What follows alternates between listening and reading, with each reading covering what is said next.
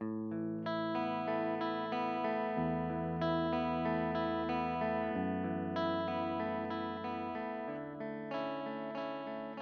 evening and welcome to the Carnegie Town Hall. This meeting of the Sioux Falls City Council will begin in a few moments. The City Council meets on the first, second, and third Tuesday of each month at 7:00 p.m. and serves as the city's policymaking and legislative body. Each meeting is governed by Robert's Rules of Order unless those guidelines conflict with city ordinance or charter. City Council meetings offer an opportunity for citizens to speak directly to their elected representatives. Those in attendance are invited to address the Council during the public input segment at the beginning of the agenda. At that time, any issue that is not subject to formal action later in the agenda can be addressed.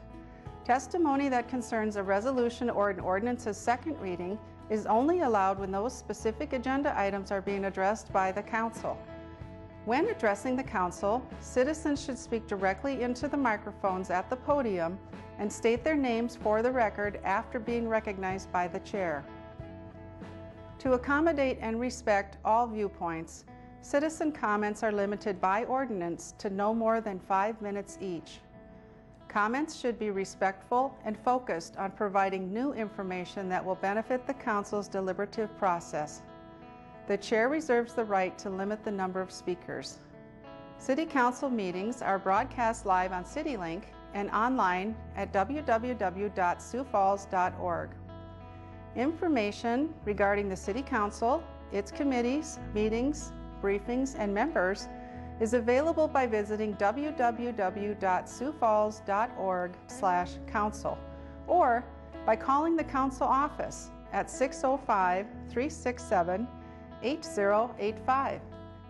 Thank you for your interest in Sioux Falls City Government.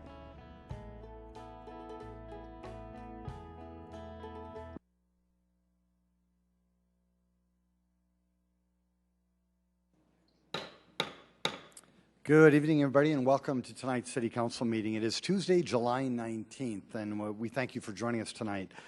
We'll start our meeting by introducing you to your City Council. Council members Starr. Present. Staley. Here. Erickson. Here. Erpenbach. Here. Kiley. Here. Neitzer. Here. Rolfing. Here. Selberg. Here.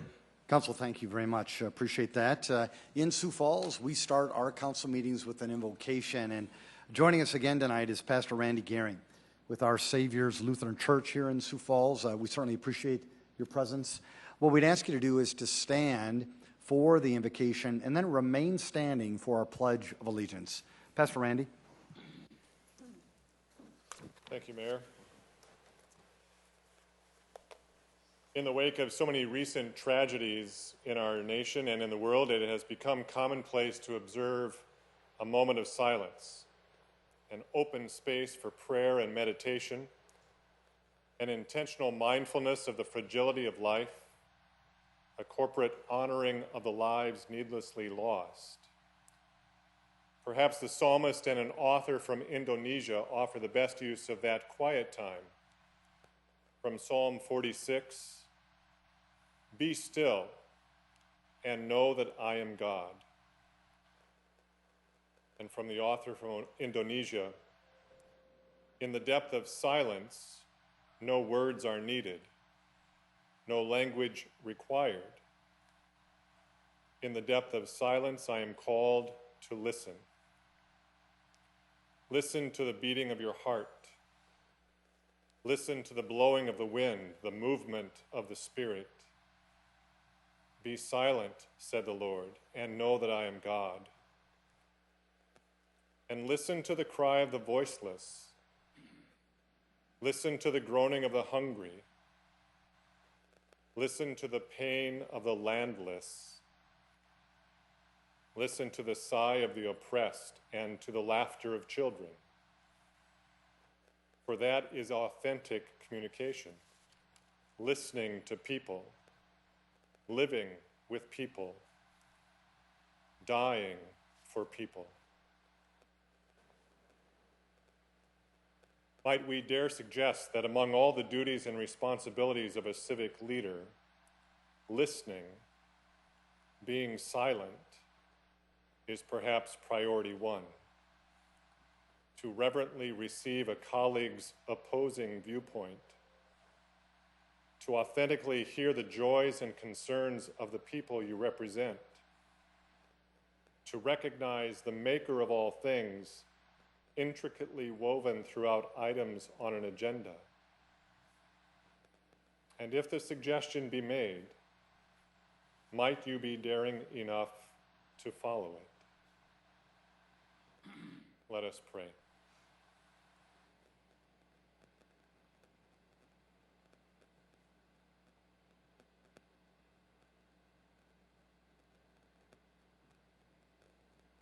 God, in the whirring madness of this world, teach us to be silent, that we may hear your voice. Teach us to listen for the voices that are crying out behind the din of daily life. Teach us to approach the work you've given us with an openness to all, even to our opponents. Guide the work of this body and bless each of these, your servants, tonight and always. We pray this, trusting in your goodness and grace. Amen.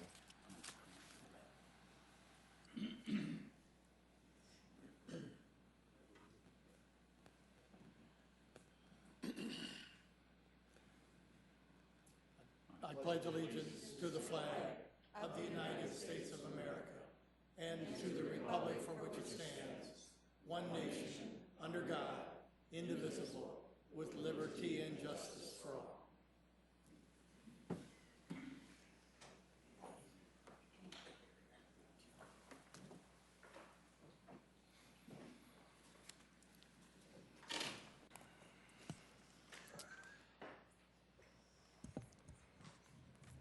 Council will now move to our consent agenda. Any motions or changes to that? A motion to approve. So moved, Erpenbach. Councilor Box made a motion to approve. Second by Councilor Vice Chair Kiley. If there's no discussion, a roll call vote, please. Starr, Yes. Staley, Yes. Erickson, Yes. Erpenbach, Yes. Kiley, Yes. Neitzer, Yes. Rolfing, Yes. Selberg. Yes. That has passed 8-0. Thanks, Council. Now our regular agenda. Any motions on that? Move to Council? approve, Erpenbach. Second, Erickson. Councilor Erpenbach's made a motion to approve our agenda tonight. Seconded by Councilor Erickson. If no discussion, a roll call vote, please. Council members Starr, Yes. Staley, Yes. Erickson, Yes. Erpenbach, Yes. Kiley, Yes. Neitzer, Yes. Rolfing, Yes. Selberg. Yes. That has passed 8-0 as well. Thank you. Folks in the audience, we know it's going to be a full agenda tonight, a lot of topics, and we're very enthused that you're here. If there is an item that you wish to speak to later on tonight, we'd ask you to wait for that item. However, if there's another topic you'd like to chat about with the council or with the City of Sioux Falls, this is the time to do it. Just come forward, just introduce yourself to the people of our town, and please keep your comments to 5 minutes or less. Ms. Colby, welcome.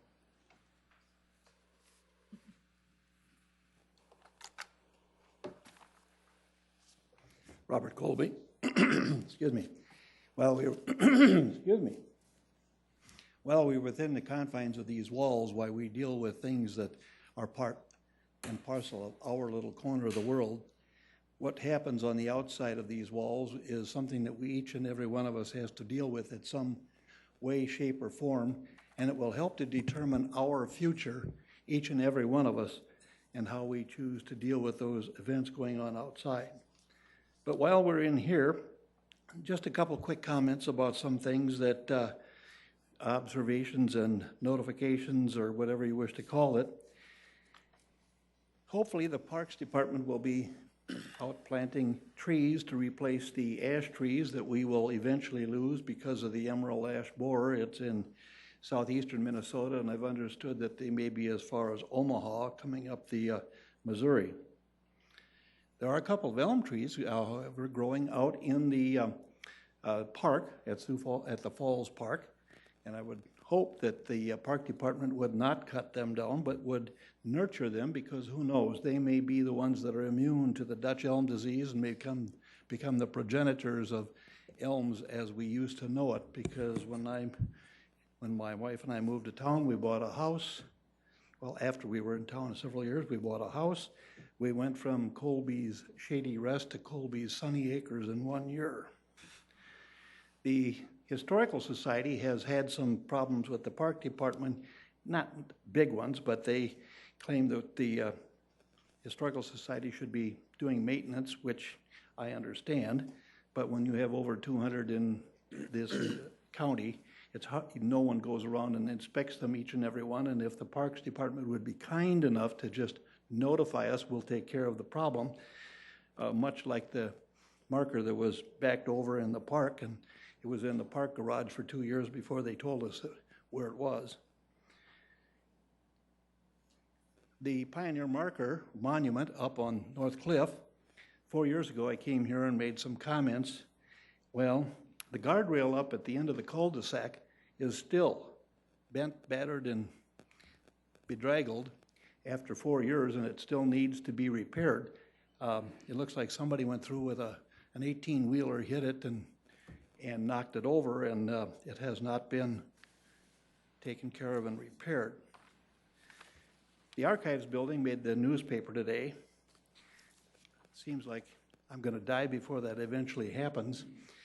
Bob Jameson and I were part of the people who pushed diligently for this to be a thing that would be good for the city, county, and any of the other governmental entities, and that's now suffering from a quarter century of maybe we'll get it done someday. We need to make sure that when we build it, that we don't just build it for immediate needs or short-term future needs, because we will have to make room for all government papers and documents, historic papers and documents that people may wish to give to the organization, and that if we have an adequate place for digital storage, we not only keep the digitized material, but that we also archive all of the machinery that reads those digital formats. Because if you don't, it's like a wired tape recorder, a wire recorder. People have the wire records, but where do you get the recorder that plays it back? You can have the information, but if you can't read it, it's useless. And there are several things I would suggest when you're talking about your ambulance thing, that you would look at the old document that the city county put together when we were going through the ambulance wars some 25 years ago, and see if there's been any progress, and have we instituted all of those things that were suggested we proceed to do and implement. When we get outside of this, pay attention to the things going on, react appropriately, and remember, everything you do relating to that which is outside of this edifice will have an impact on our future for at least the next 4 years. Thank you. Thank you, Mr. Colby. Folks, anybody else want to engage the council? Welcome.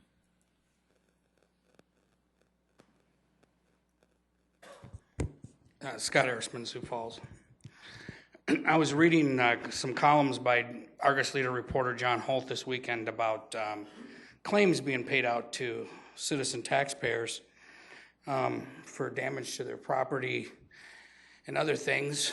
It would seem to me that the risk management department of the City of Sioux Falls has really angered God, because they say all the time it was an act of God. I guess it was an act of God when sewage was poured down the river to destroy crops. That was an act of God. When a fire hydrant blew up downtown and flooded Touch Europe, that was an act of God. God created that. Why is God so angry at us? According to the risk management department in Sioux Falls, God must be furious with us, because every time the city doesn't want to pay out a claim, they blame it on God. Here's the thing. I know what you're thinking. You're thinking, well, we save money by not paying out these claims. Do we really save money by not paying out these claims? We have to hire attorneys to fight these claims. They cost a lot of money. They don't work for $20 an hour. The other thing is what if you were in this position? Sure, you're looking at it and going, you know, the SWAT team blew out the windows of a apartment building and they caught a criminal, so, you know, why should we have to pay them any money? Tough luck. What if it happened to you, though? How would you feel? The thing is our tax dollars go towards many things in this city, fixing streets. I could go on and on and on. This I look at as just another service to the citizens. If the city owns property that breaks and it destroys property, pay the claim. Sure, there's probably frivolous people who make claims, but they can be looked at very common sense wise and pay the claim. Why waste all this time on attorneys and not pay the claim? Getting tired of blaming God every time something happens. It's not God's fault. It's the person's fault. Pay the claim. I also was watching a story last night on KSFY, Mr. Charles Santee and his difficulties going down 41st Street. I think I addressed this council probably 2 or 3 years ago about the atrocious shape the sidewalks are on 41st Street. The #1 retail corridor of this city, and you can't even walk down those sidewalks. I challenge any of you to get on the sidewalk on the south side, walk from Minnesota Avenue to Louise. Not in a wheelchair, on your feet, look forward and not down. You better be wearing knee pads and arm pads because you're going to be falling down quite a bit. Why is it that we go after people with 8.5-inch lawns and cement pads where they're not supposed to be, but we don't force the #1 retail corridor in this city, those businesses, to fix their sidewalks? They're terrible shape. And try riding your bike along the curb. That's even in worse shape. You can't even ride your bike down that street. I see that he had filed about 50 complaints, and I hope that the city comes up with a plan. And I hope they make the businesses responsible for making those sidewalks repairable. We talk about the sales tax revenue being down, but you can't even walk you can't even walk down the #1 sales corridor in the city without tripping and falling in a crack. I feel for Mr. Santee, but I also feel for pedestrians and bicyclists too. I also hear that there's been some rumblings about changing public input. I hope that doesn't happen. While we're having a great debate in this country, well, not really, it's kind of one-sided, about the Second Amendment, the First Amendment is #1 for a reason, to protect the public's right to air their grievances to this council and to other entities of government. If you plan on changing anything with public input different than what it is now, we will have a fun debate, much greater than Second Amendment debate that we're having. I say bring it on.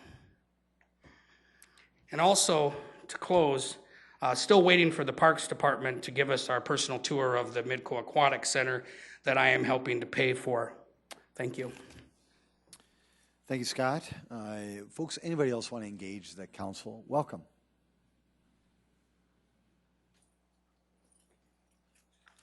Good evening. You'll have to forgive me. This is my first time at a meeting like this.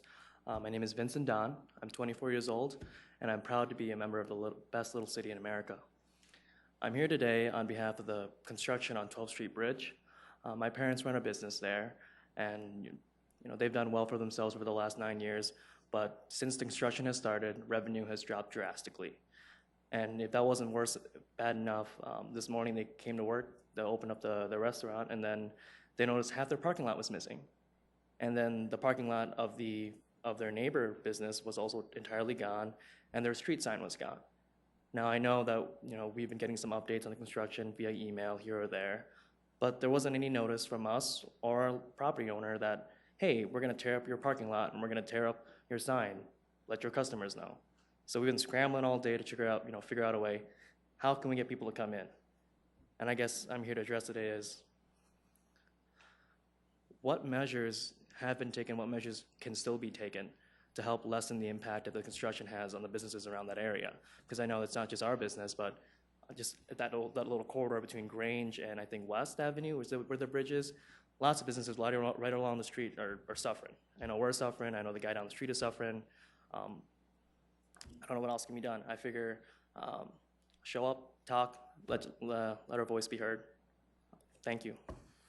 Very good job, Vincent. Appreciate it. You did a great job. Folks, anybody else want to welcome? Sarah Broussard, Sioux Falls.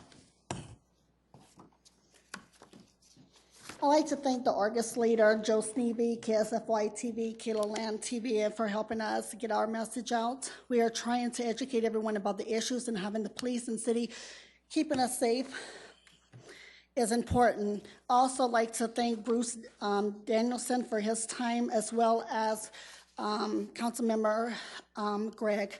I want you to see what you see wrong in these pictures that I will be presenting to you.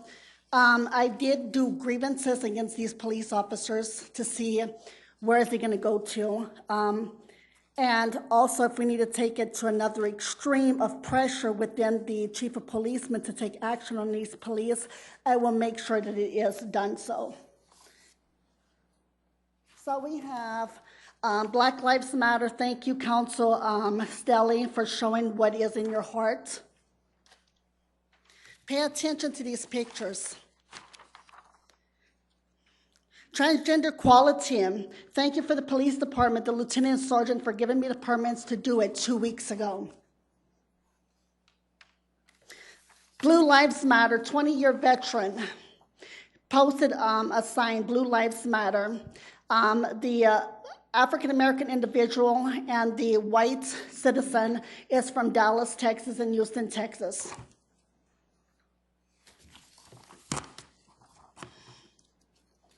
Now here you come with Laura Hubbell's free donut event. Why is this event the only one where the police showed up at?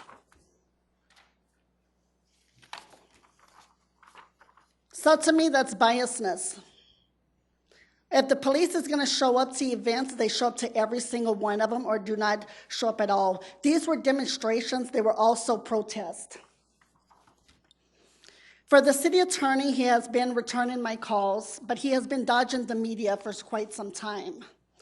Mr. City Attorney, now that you're back from vacation, will you take my telephone calls? We will have concerns. We all have concerns, and hiding in your office does not resolve the problems we are asking about. No one wants anything to escalate, but by hiding from those of us who are asking for help, he only makes it worse. Mayor, as you've seen these pictures, I did a grievance against these officers. I hope that we don't have to go to another level of escalating against the police here. He is your boss, and I encourage you to talk to Matt Burns about these police officers. They were on duty at the time, getting paid by the tax people, joining this protest. Thank you so much. Thanks, Sierra. Folks, anybody else want to engage the council? Welcome. Tim Stanga. I hope you guys missed me like I missed you guys. I miss coming here on Tuesday nights. One thing I realize is you come down and you talk about different issues that not only involve me, but my children and a lot of people in Sioux Falls. Roads are number one that a lot of people talk about. So what do?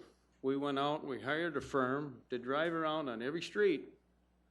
And I'm not 100% sure, but I thought it was like $200,000. Did the public buy what they came up with? No. Because these people drive down these streets every day. And the same streets they drive down, they're worse and worse. When the city goes out and fixes potholes, I think them guys get tired of going to one pothole every week because that's what they're doing. One thing I learned is being able to come in and talk and everything, you get a name. The mayor said one night that I'm one of the troubled five. I'm proud to be one of the troubled five. Because the people of Sioux Falls need a voice. They need to be heard. And if that's what I get as one of the troubled five, I'll take it. But not one of the troubled five have ever said anything bad about Sioux Falls. We talk bad about the policies that are being drawn up by the mayor and some of the city council. We talk about the spending that is out of control from the mayor and some of the city council. So what I'm asking for is the public really to sit and watch this meeting. There's two big issues that are going to be coming up. You really got to watch not only the city council, but you got to watch the mayor. Because you're going to find out the people that are here for the citizens of Sioux Falls, or you're going to find out some of the city council that are here for the mayor. And you got to remember, we got an election coming up in 2 years. People, you guys spoke this year, putting some good people on the city council.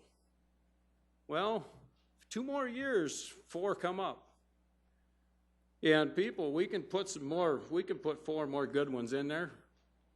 And we can come in with a new mayor, and this city will be represented not only by the city council, but the mayor will be representing the people too. Thank you, Tim. Appreciate that. Folks, anybody else want to engage the council? Welcome. I just wanted to, Bruce Daniels in Sioux Falls. I just got Sunday's paper, and I really enjoyed the work that John Holt, Jonathan Ellis, Joe Sneevy back here did, and also a lot of what the press, and I'm thrilled to see all the press here tonight. So the people of Sioux Falls really want to know what's going on in this room. And you guys have all seen it over the last few weeks, the last couple months, where we've had a lot of people come and want to be part of this room. And bringing in new council members has empowered the people to come in and talk, and there's a lot less fear of this room than I think we've ever seen.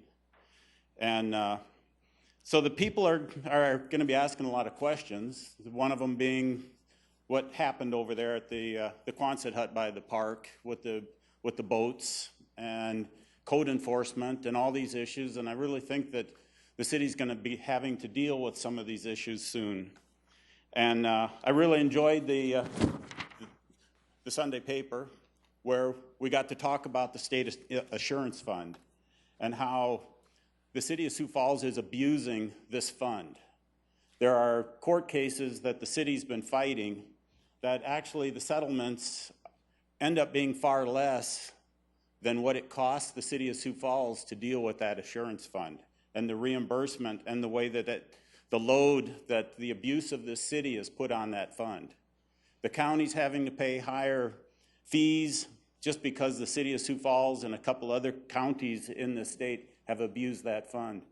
And one other topic I wanted to just quickly bring up was I really enjoyed reading about the mayor of Rapid City and how he's decided to open up his records so that we can now see what he's doing, how he's doing it, and we've opened up a new way of looking at the Rapid City government that I think we need to start considering doing the same thing here in Sioux Falls and quit hiding so much information.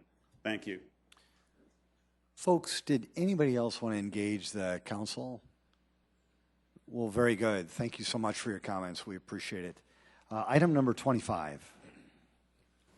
Item number 25, new 2016-17 retail malt beverage license for JSM Investment Incorporated, Benji's Casino, 5022 South Marion Road, cup not required, pending permit issuance and final inspections per fire, health, and building services. 26, request to include video lottery terminals with the new 2016-17 retail malt beverage license for JSM Investment Incorporated, Benji's Casino, 5022 South Marion Road. Item 27, new 2016 retail wine license for Crown Gaming Incorporated, Crown Casino Central 2, 1721 South Minnesota Avenue, with conditional use permit 3084-2015 being approved on August 5th, 2015. Item 28, transfer of 2016-17 retail malt beverage license with video lottery terminals from GMJS Enterprises, JJ's Billiards, 309 South Elmwood Avenue, to JS Bar LLC, JJ's Billiard, 309 South Elmwood Avenue. Item 29, New 2016 retail wine license for JS Bar LLC, JJ's Billiards, 309 South Elmwood Avenue. Item 30, transfer of 2016 retail liquor license, including video lottery terminals and Sunday sales certificate, from M&J Ventures Incorporated, Red Eye Bar and Casino, 5013 North Cliff Avenue, to Red Eye Holdings Incorporated, Red Eye Bar and Casino, 5013 North Cliff Avenue.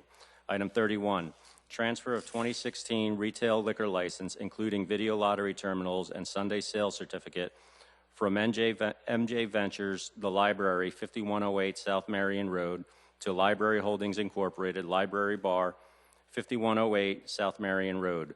Item 32, transfer of 2016 retail liquor license, including video lottery terminals and Sunday sales certificate, from Our Ventures, Woody's, 900 South Marion Road, to Woody's Holdings Incorporated, Woody's Pub, 900 South Marion Road. Item 33, new 2016-17 retail malt beverage South Dakota farm wine license for Urban Archaeology LLC, Urban Archaeology, 126 South Phillips Avenue, cup not required, pending final inspections per Fire and Health. Item 34, new 2016 packaged liquor license for Vanguard Hospitality, Foley's, 2507 South Shirley Avenue. Item 35, new 2016 packaged liquor license for Vanguard Hospitality, Minerva's, 301 to 307 South Phillips Avenue. Item 36, new 2016 packaged liquor license for Vanguard Hospitality, Grill 26, 1716 Southwestern Avenue. Item 37, special one-day malt beverage and special one-day wine licenses for Catering America Incorporated, Chef Dominique's, to be operated at Vance Thompson Vision, 3101 West 57th Street, for an open house on September 12, 2016. Item 38, special one-day malt beverage and special one-day wine licenses for Stockyards Plaza Incorporated, to be operated at the Falls Park Horse Barn for a fundraiser on July 25, 2016, and to authorize publication on Friday, July 8, 2016. Good evening, Jamie. Good evening, Jamie Palmer with licensing. I need to request a motion to withdraw items 25 and 26. The applicant called this afternoon and no longer wishes to move forward with this request. Item 27 is a request to add wine. This applicant currently holds a malt beverage at the same location. Item 28 is a transfer request due to a change in ownership. And item 29 is a request to add wine at the same location. Items 30, 31, and 32 are all transfer requests due to change in ownership. Item 33 is a new license request for an antique store located on Phillips Avenue. They're requesting this license for special events at their store. 34, 35, and 36 are new packaged liquor license requests. Each of these locations also holds an on-sale liquor license. And items 37 and 38 are special events. Many of the applicants are here tonight if you have questions for them. Jamie, thank you. Could I get a motion to withdraw items 25 and 26? So moved.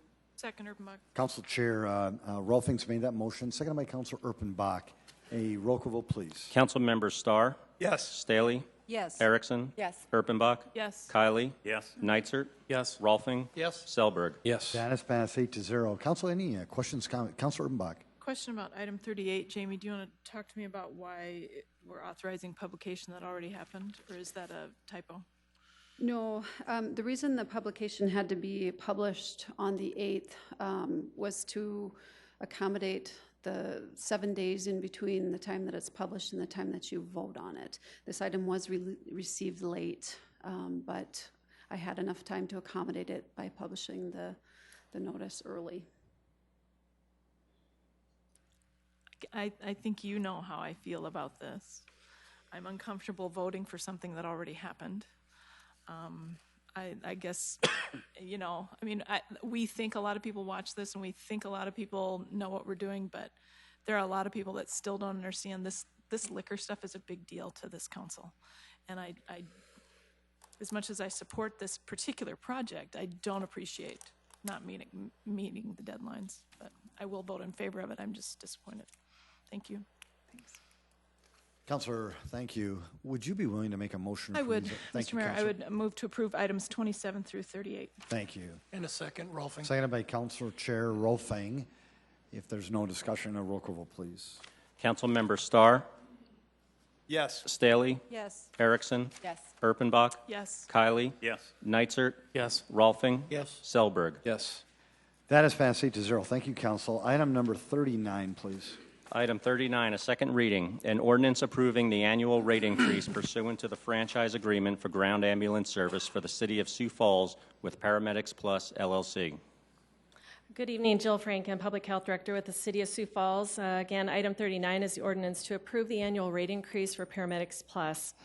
The contract between the City of Sioux Falls and Paramedics Plus stipulates ambulance services will be provided without subsidy, and that the primary means of compensation will be through fee-for-service reimbursement of patient charges. In turn, annual rate increases will be the greater of 3% or the increase of the urban CPI for any given year. All rates and charges for services shall be approved by the REMSA Board, or the Regional Emergency Medical Services Authority, and the City Council. The CPIU for the year ending May 2016 was 1%. Therefore, the rate increase before you is that 3% increase I stated earlier. Prior history of rate increases with the City of Sioux Falls in the previous employer or provider averaged 3.4% annually over the last 5 years. So over 5 years, we've, on average, it was rural metro at that time, received an average rate increase of 3.4%. Today, you're being asked to approve a 3% increase. The contract between the City of Sioux Falls and Paramedics Plus requires response time performance, equipment and supply requirements, appropriate staffing credentials, clinical performance, and approved medical standards and protocols, quality improvement, dispatch performance standards, and customer and community satisfaction measurement. Contract compliance, as we've discussed in previous meetings, is assured, and oversight is provided through the EMS Quality Coordinator, EMS Medical Director, the daily Pulse review meetings where they review all calls, quarterly case review, the REMSA Medical Board, and the REMSA Board. Contract compliance and quality assurance validates Paramedics Plus has met all the contract's compliance requirements. They request the 3% rate increase as stipulated in the contract between themselves and the City of Sioux Falls. Mark Postma is here as Vice President of Paramedics Plus. We also have leadership from the REMSA Board, the REMSA Chair. We have a REMSA Medical Board member here, and also our Medical Director for EMS Services. I think I recommend to you approval of this rate increase, and I believe Mark Postma would like to say a couple words. Mr. Postma. Good evening, Council, Mayor. So this is our first year here in the City of Sioux Falls, and we believe this past year that we have met or exceeded the expectations of what we could accomplish here. We provide, in regard to our response time compliance here, it's the highest compliance we have in our entire company in regards to what those levels are. In addition to that, for some that weren't on the council, our start was delayed due to pending litigation, and we had to be, we put back being able to start this operation in approximately 2 months. And this is complicated because ambulances are custom built. You can't go out down to a dealership and buy an ambulance or buy the equipment. Everything is custom built. And we performed. We flew additional people in here to make that happen. And this first year, although there's been some bumps in the road, we have met those challenges, and we're going to do better as we move forward. And I think the health department, Ms. Franken, has went over those, and I think you are also given a report on those of the different benchmarks, including the American Heart Association Bronze Award, which first time and only operation in South Dakota that has that. So we would ask that you would approve it. It is a contractual, and we would ask that you would move forward with that. One other second item, the last meeting we were at 2 weeks ago, some public comment. I want you to know my job is to make sure that my employees are safe. As we speak right here, I got over 500 people providing EMS to people in different cities in the United States, including this city here, working along with your Sioux Falls Fire Department, working along with your Sioux Falls Police Department. Comments that were made in public forum, in my opinion, very strong words, and I would ask that this council use stronger discretion when people make comments about shooting public officials, specifically our employees, and I would ask that you would use stronger discretion in that area. Other than that, that is really all I have, and like I said, we would like to see you move forward with this. Any questions? Mark, we'll have questions later. Oh, But, I'm sorry. Thank you. Thanks for your comments. Appreciate it. Jill, any other comments? No, I think that should do it for what information I was to provide for you for second reading. Thank you. Jill? Council, before I go to you, folks, this is a second reading, so you have the opportunity to engage the council on this topic before I go to them. Is there anybody who wants to talk about this particular item, item number 39? Very good. Councilors? Oh, okay. Mr. Hirschman? Scott Erisman, Sioux Falls. I know that you guys are probably legally bound to approve this contract, and I know there's been a lot of questions about why are we even voting on this if we have to approve it anyway. You know, that's a good question. But I will say there are some things here that you need to look at. Number one, you know, Jill Franken said it's splitting hairs, but she says we don't subsidize the Paramedics Plus. We do subsidize them through our fire department because we pay taxes that fund our fire department who show up and help them out in the EMS calls. Then they turn around and bill the patient. So there is a subsidy there. And also, some of the concerns I've heard from people about the way that they bill their clients and how they show up and stuff like that. I think that really, you know, like I said, you guys probably have to vote to approve this tonight, but I think there really should be a strong look at REMSA and overhauling the way that the data is being given to the public and being given to the council and what truly is going on. When you only have a couple people controlling the data, that's not a good situation. You really need to have more maybe electronic things in place so this data can't be controlled and make it look like things are going okay. And I also hope that Paramedics Plus tries really hard to get more mutual aid. And I also hope that they try really hard to pay their workers more and set up a plan to where that they have highly trained people working for them. I know this probably isn't an easy vote for some of you because I think some of you would probably just like to say, no, I don't want to renew this contract, but let's look at it positively and maybe down the road figure out a way to make this more smooth so you're not have this stuff thrown into your laps and just being said, hey, you got to rubber stamp this, it's just part of the process. Thank you. Thank you, Scott. Welcome. Mr. Mayor, City Council, Gary Myers, REMSA Board Chair. I just wanted to reiterate to the City Council and to the public that the REMSA Board and the REMSA Medical Board does support the work that Paramedics Plus has done in their first year of their contract and does feel that the Paramedics Plus organization has met and often exceeded the expectations in the contract. So with a few stories that are out there and a few pieces of the puzzle that are still being worked on by Paramedics Plus and the REMSA Board. The REMSA Board does support the work that Paramedics Plus has been doing, and as part of the REMSA Board, we are the validation for for that data. So as part of the process, we look over everything that is done within the City Health Department and confirm all of those things are validated. So that is the group of the REMSA Board and REMSA Medical Board as a group of volunteers that are appointed. We are that validation process for the citizens of Sioux Falls through that contract with Paramedics Plus. Thank you. Thank you, Gary.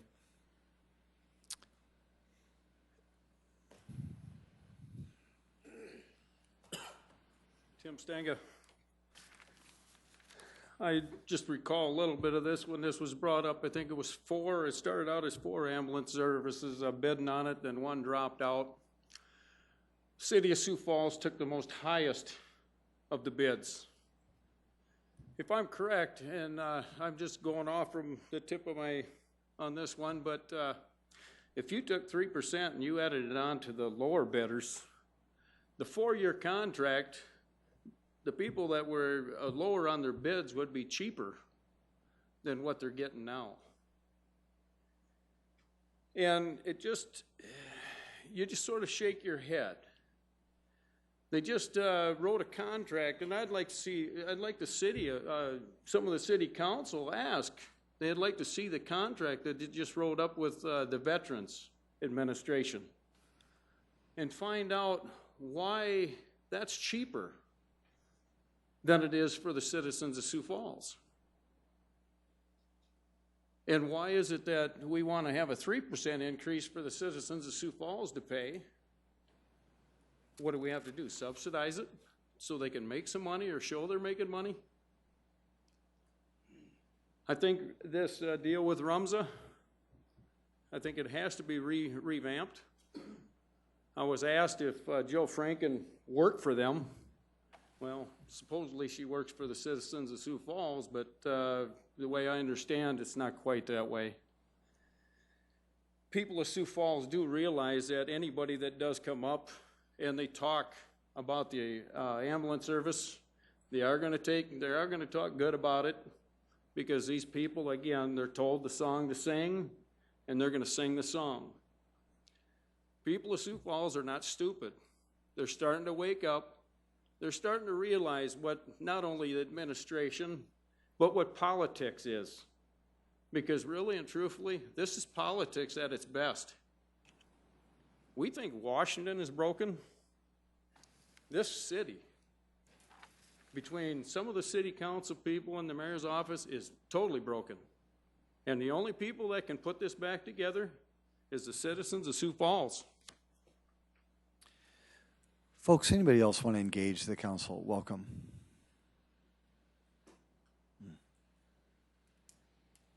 Hello, I'm Danielle Merrow. I just have a question for liability purposes.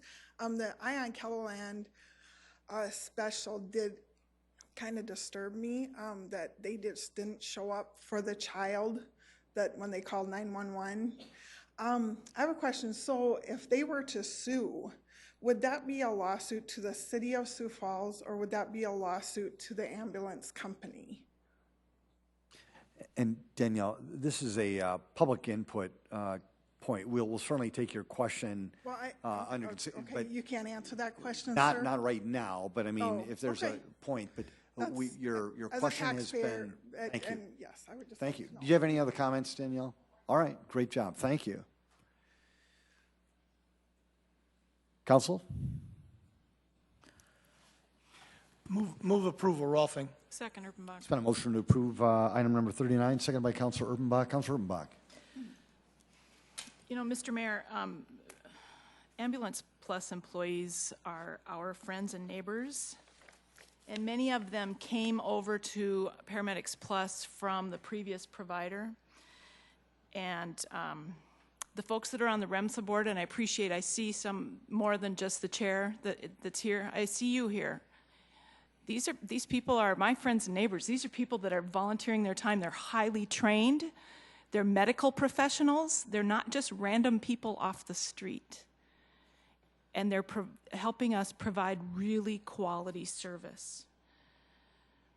They represent this city and they represent our citizens. And quite honestly, I'm absolutely appalled at the way these people are being characterized in public and in private. Don't appreciate it. I don't understand how people can stand up here and just trash these good folks. And I can't decide either whether people want cheap service or if they want quality service. And so I just want to say to my colleagues that I'm voting tonight in favor of quality service, that I know based on experience, based on not only as a citizen but as a customer, And as a person who has some experience in the healthcare industry, I understand the rigorous quality that this organization has to go through, those standards. They're meeting every day to look at every single thing they do. And ma'am, they're taking very good care of our people, all of them. Don't believe everything you read and don't believe everything you see on TV. I'm voting for quality, and I encourage my colleagues to vote in favor of this as well. Councilor Neitzer. Could I ask a few questions of Mark Postma, please? Mark.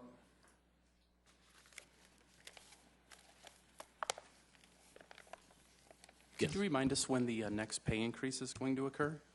I believe it's annually. I believe it's an annual contractual arrangement. Did the 2016 one already happen? Are we looking at 2017 yet? There's going to be 2 of them, as I recall. No, it has not happened. Okay.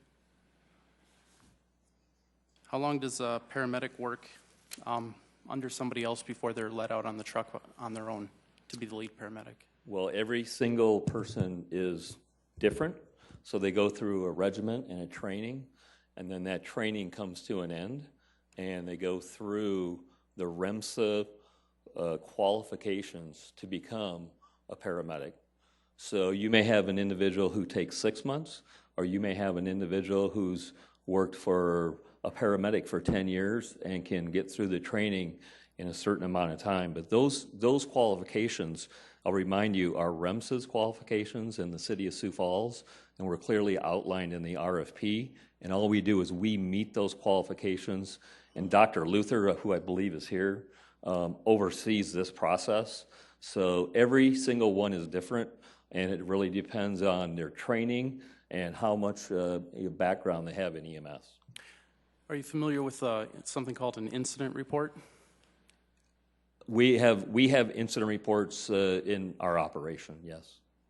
And when an employee fills one of those out, what happens to it? Well, it depends on what kind of incident report it is, whether it's a medical incident report or if it's an operational incident report. An operational incident report would be handled within our own organization, and a medical incident report would be taken on by REMSA. And I'll be honest with you, I don't know the exact name of a medical. Is it an incident report, doctor? Okay. Say that again. A matter of interest? The technical term is a matter of interest in regard to medical. And that will go to REMSA for review? That is correct. That is correct. Are the paramedics involved ever interviewed? Absolutely. Are you talking about a medical incident? I'm talking about a medical incident. A Does medical REMSA incident? ever interview? Absolutely. I believe by Dr. Luther. However, I will tell you, this is their process, not ours. I'd be happy to have him answer. Okay. I don't want to speak for you. No, that's fine. I think what we will see in the medical or the matter of interest form that can be filled out, sometimes anonymously, but if it regards any matter of medical stuff, well, then that incident is looked at specifically. I will get the matter of interest form sent to me, and if it's a medical, we review the medical call in its entirety.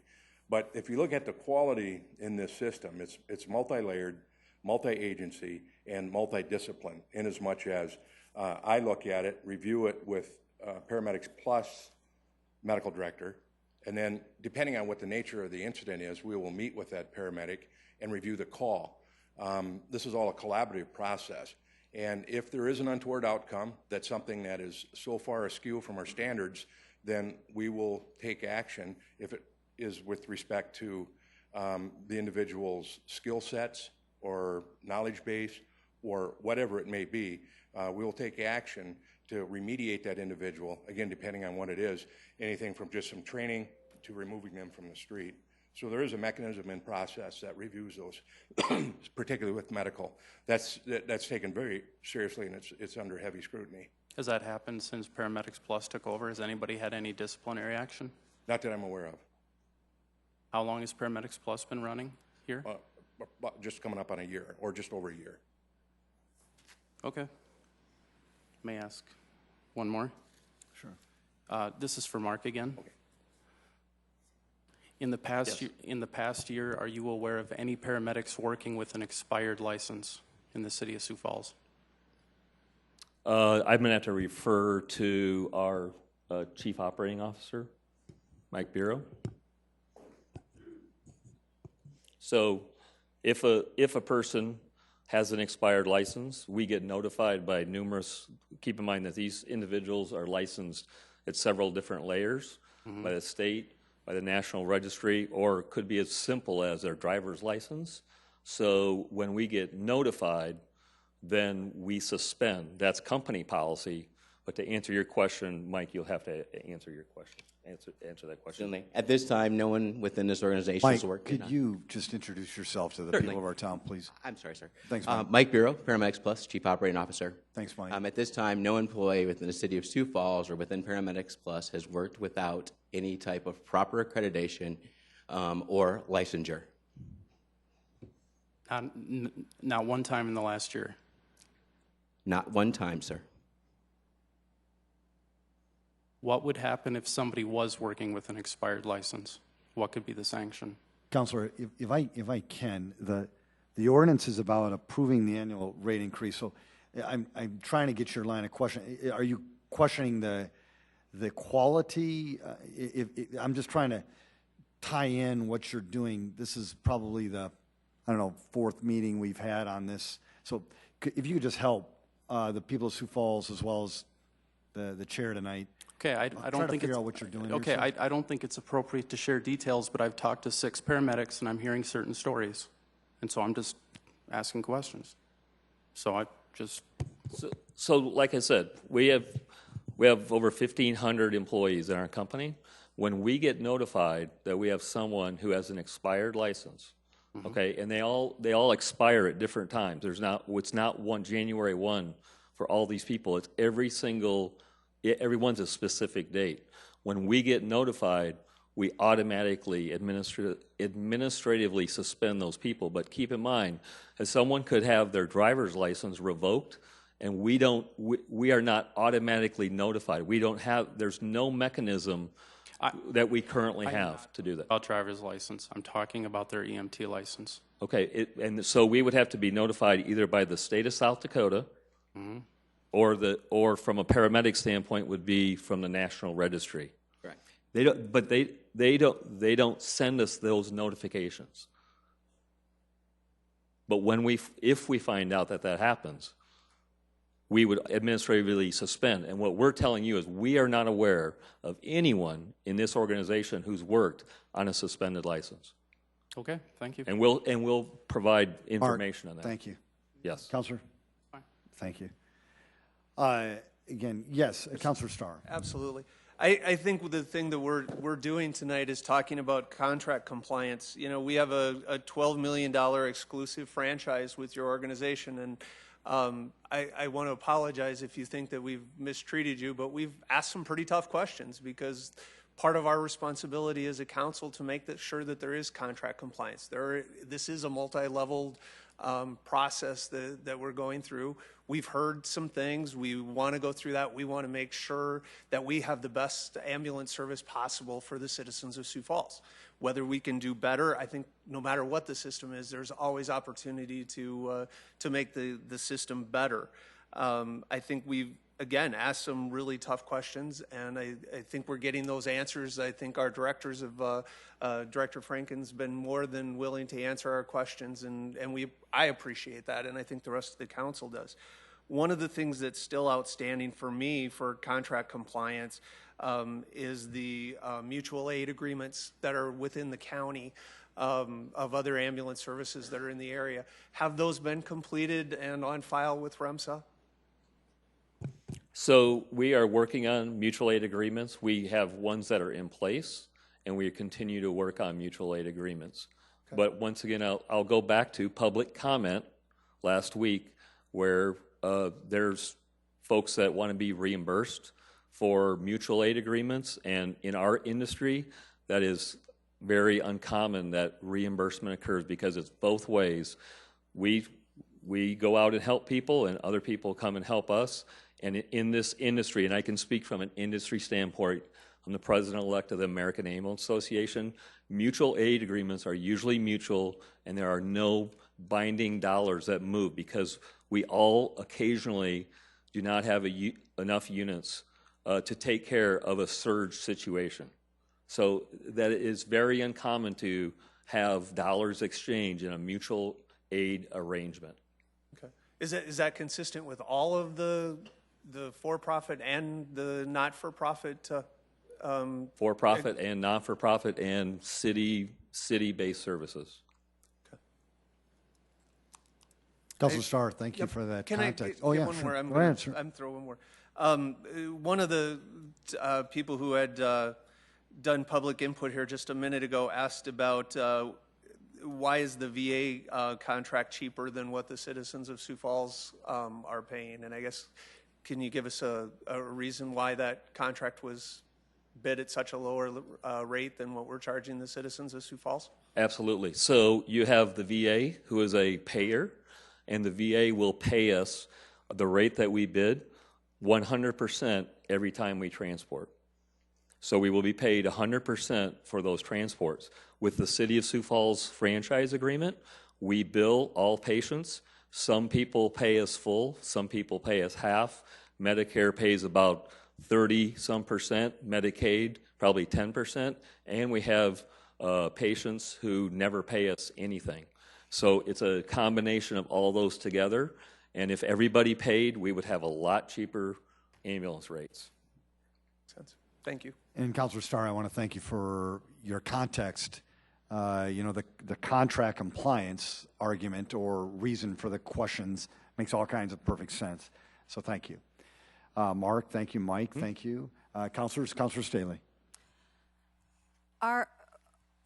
We want to have a fabulous ambulance service in our community. And I think the public looks to the council, even though I know we're talking about a contract. Councilor Staley, do you need Mike and Mark? No, I do not. Thank you. No, Sit down. You bet. Thank you. Councilor Staley, my apologies. But we have been getting a lot of feedback from the public about the ambulance service.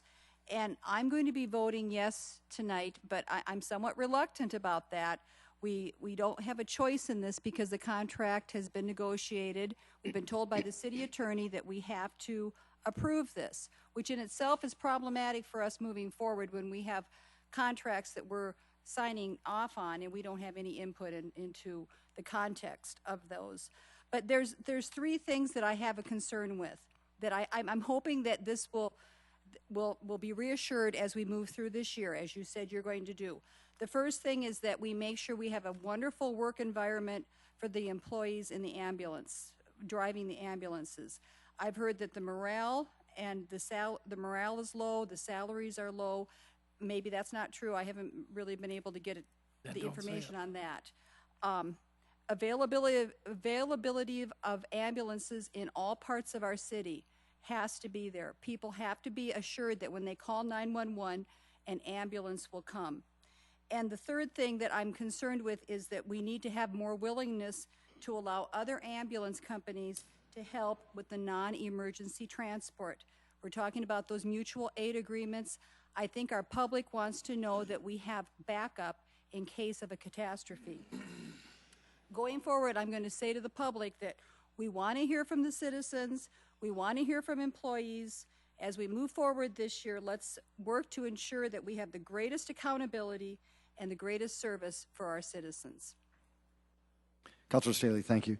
Just a point of clarification, the council does approve the contracts, Councilor, so you do have the ability to make changes or recommendations. Well, that's not what we were told by the city attorney. We can't change this contract. No, we already approved it. It's been signed, Councilor. Council Chair Rolfing. And I would point out, I think, too, that there is a way that this contract could be changed, and that is if Paramedics Plus was in non-compliance with the contract. And that's why this group has the vote on it each year to make sure that they are in compliance with the numbers that we have and that there are no big problems. And then we could do something. But when we do not have, or when they are in full compliance, in fact exceeding it, therefore we need to go ahead with this. Very good. Council Vice Chair Kelly. Just a couple of questions, quick questions for Director Franken. Jill?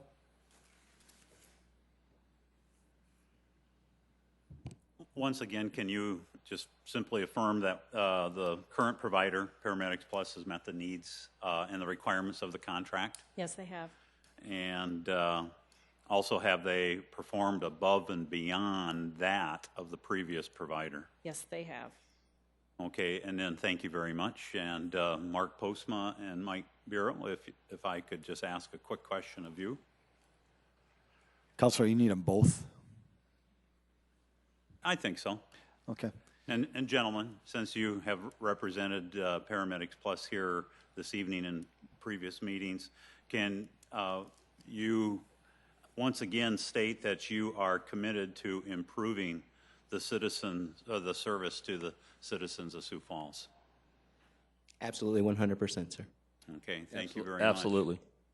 Thank you very much. I know that's the purpose for all the questions the last few weeks, that we do want to have the best service possible for the citizens of Sioux Falls, and I thank you for that commitment, and I urge my fellow councilors to vote yes on this item. Counselor Erson. Thank you. I would echo Councilor Kiley as well. And, you know, there was a few months ago where I had a constituent contact me and had a concern. And I called Director Franken, and she immediately said, let's sit down and talk. And myself and Councilor Karski sat down with Mike Bureau. And during that time, we came up with solutions to some of the issues that took place. Some of the suggestions were offered by them, some by Councilor Karski and myself, and we saw change, which was very important to us to see that they were receptive to what we wanted to see happen as well. You know, it's unfortunate how some of this has played out, and I am hopeful that you will continue to be receptive to suggestions from the council as well as constituents, as we know it's a learning process as we move forward, and you are new to the community. So I just thank you for being here and answering some of the questions as well, and we look forward to improving the service alongside with you. Councilor Selberg, before I go back to Councilor Neitzert, any additional comments? You don't have to, sir. I just have to, before I go back to him. That's fine. Councilor Neitzert. I guess in closing, I want to say that I'm somebody who likes to collect evidence. I like to do my due diligence. And as this was going on, I was hearing two polar opposite things. I was hearing these doomsday scenarios on one side, and then I was hearing everything is wonderful. So I was trying to figure out, where does the truth lie? And I figured it's probably somewhere in the middle.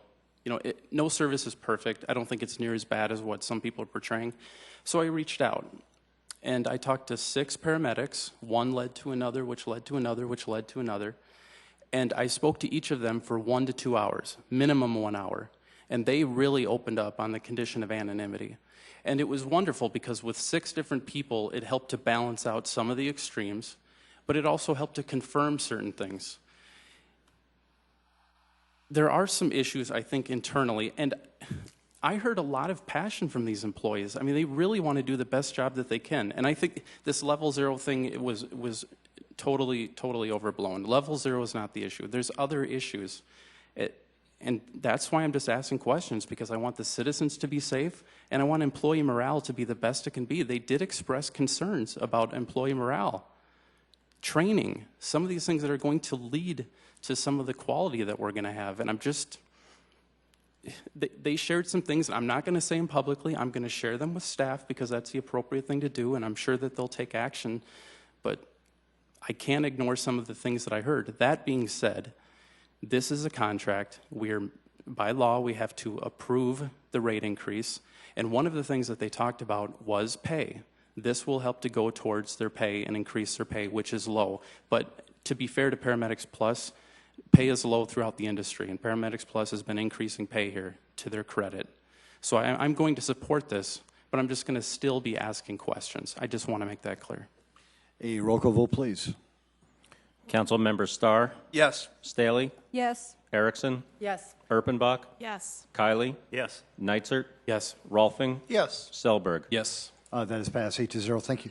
And Mark and Mike and your team, I want to personally apologize to you, your team. I should have been much more cognizant and much more diligent during the public input part of the meeting last week. After the meeting, I had council leadership discuss it with me, and certainly after hearing your comments tonight, I failed, and I truly apologize. I will do my best to listen more intently so that this doesn't happen again. But again, with all the things that have been going on in the country, I think the people of Sioux Falls have to understand these folks are called first responders. So they are in the same category as a police officer, as a fire person, and as again, a first responder.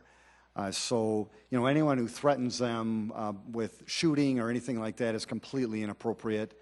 Again, my apologies to you and to your team, and Council Chair Rolfing, my apologies to you and the council as well for letting that dialogue to take place at all. Council Chair Rolfing, I apologize. Thank you. Item 40, please. Item 40, a second reading. An ordinance of the City of Sioux Falls, South Dakota, the city, repealing ordinance number 36-16, authorizing the issuance of its sales tax revenue bonds and other actions related thereto. Councilor Erickson. Thank you, Mr. Mayor and council and citizens. Today we have an opportunity to pause and to continue to move this discussion forward. We want to work with the administration, and we look forward to that opportunity. Today is a chance to start with a new plan, to stop the clock, simply stop the clock.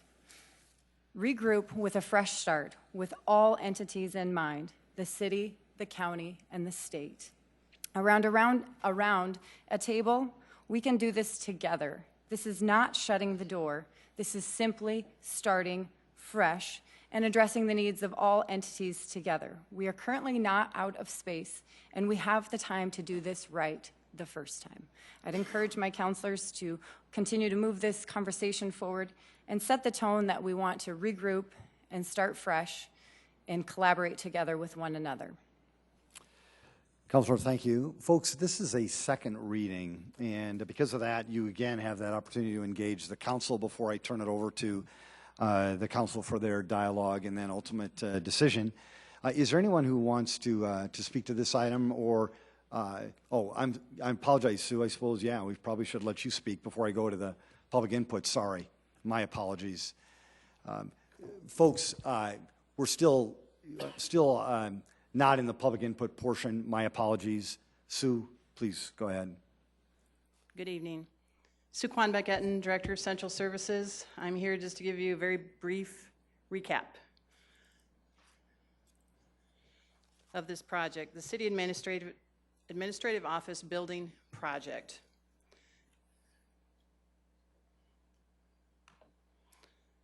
The problem we're trying to solve is this. We are out of space. We have teams that are split up, which is inefficient. We are leasing space, and we have no room for growth, and that is the problem we are trying to address.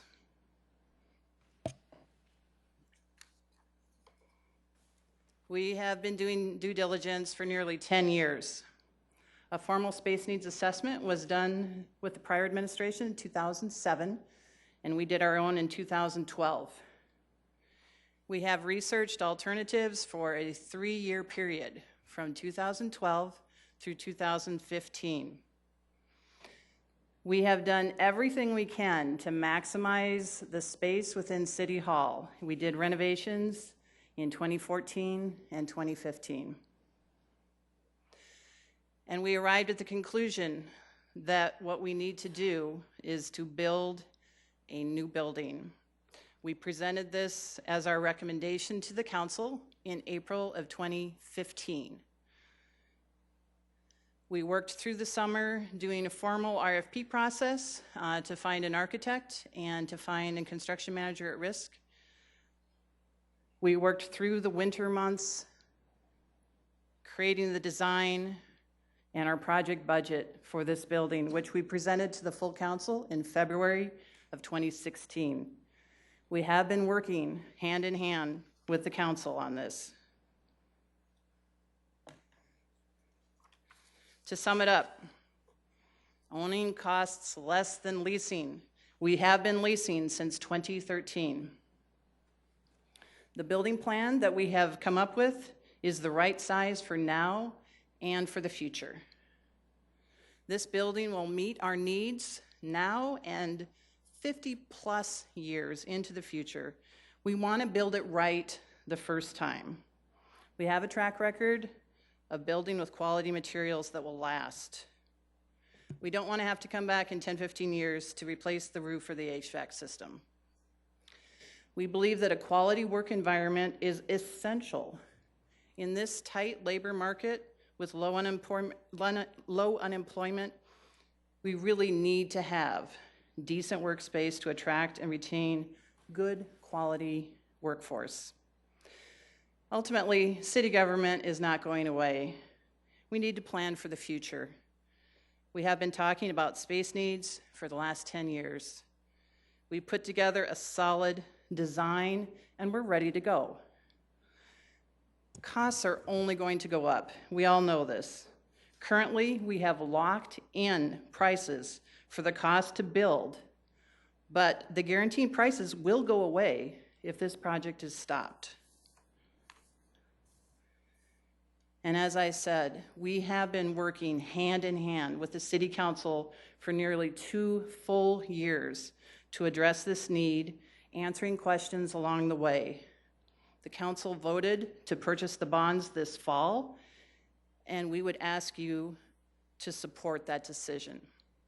Thank you. Thank you, Sue. Folks, now I am going to go to public input. Please just come forward if you want to talk about this particular item. It's probably the same things apply. Just tell us your name, please. Keep your comments to 5 minutes or less. And then there is just one other little caveat when we go to the second reading. We would ask you, if you can, to try to find a way to not repeat some of the comments that have already been made. Again, just really appreciate you being here. Again, good luck. Yes, Scott, welcome. Scott Ersman, Sioux Falls. Before I start talking about the building, I just want to remind the council and the mayor, I know that from this last item we talked about, there's always 2 sides to a story. Let's always remember that. And let's not always take one side and make a decision or the other. Listen to both sides. Anyway, I hope you do that tonight with this also. I noticed these letters sitting over here on the table from the state, Minnehaha County, and Lincoln County. They pretty much all kind of say the same thing, that they're open to discussing any kind of space needs, but they really weren't sitting at the table when we were all planning this, were they? As for this discussion about how we've been talking about a city administration building since 2007, geez, I was surprised to hear that. It's been, Sue just brought it up, the mayor's brought it up in the news. We keep bringing this up. 10 years we've been talking about building a new building. But, after the municipal election where the Spellerberg outdoor pool was voted down, about a week after that, we were gung-ho on building an aquatic center. Nobody talked about an administration building. We got about $18 million of a levy bond repayment on some levies. Great money to go towards infrastructure. Nobody talked about building an administration building. We decided that we were going to cash that money and call it cash and build a pool with money that was in the bank account with reserves. And now we need an administration building that we need to bond for. So where was the talk of the administration building when this pool was needed to be built? There wasn't. It's kind of like the railroad project. The railroad project was going ahead, and then all of a sudden when these people wanted a downtown event center, nobody wanted to talk about the railroad project because it would provide perfect parking space for a downtown event center. Administration buildings the same way, kind of got shoved in a drawer until we got this pool built. And now all of a sudden, we've been talking about this for 10 years. But we didn't talk about it when we were building a pool. It's a waste of money, period. There's no other way to look at this. We don't need another building. There's so many empty city buildings right now that we could put office space in. It is a gigantic waste of money that is purposely being built, in my opinion, to make some contractors and some bond salesmen a little jingle in their pocket. I suggest you repeal this and look at using existing space in our city. Thank you. Folks, anybody else want to engage the council on this topic?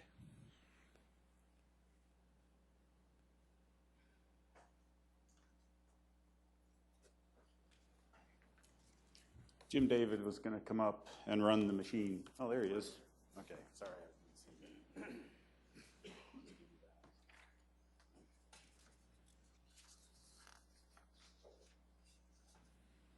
Mr. Dempson, go ahead. Bruce Danielson, Sioux Falls. Probably don't know what this building is, but this is the Jefferson County Administration Building, Courthouse, that was built out in just outside of Denver. And I saw this building being built, and I wondered what this monstrosity was. And so Jonathan Ellis put it in his article this weekend about wasteful decisions surround new building. And he brought this back up as a reference as to what happens over time, and especially with following elections when these type of wasteful buildings are built, and when everybody that was running for re-election that year was defeated because the citizens of the county were so upset by this monstrosity.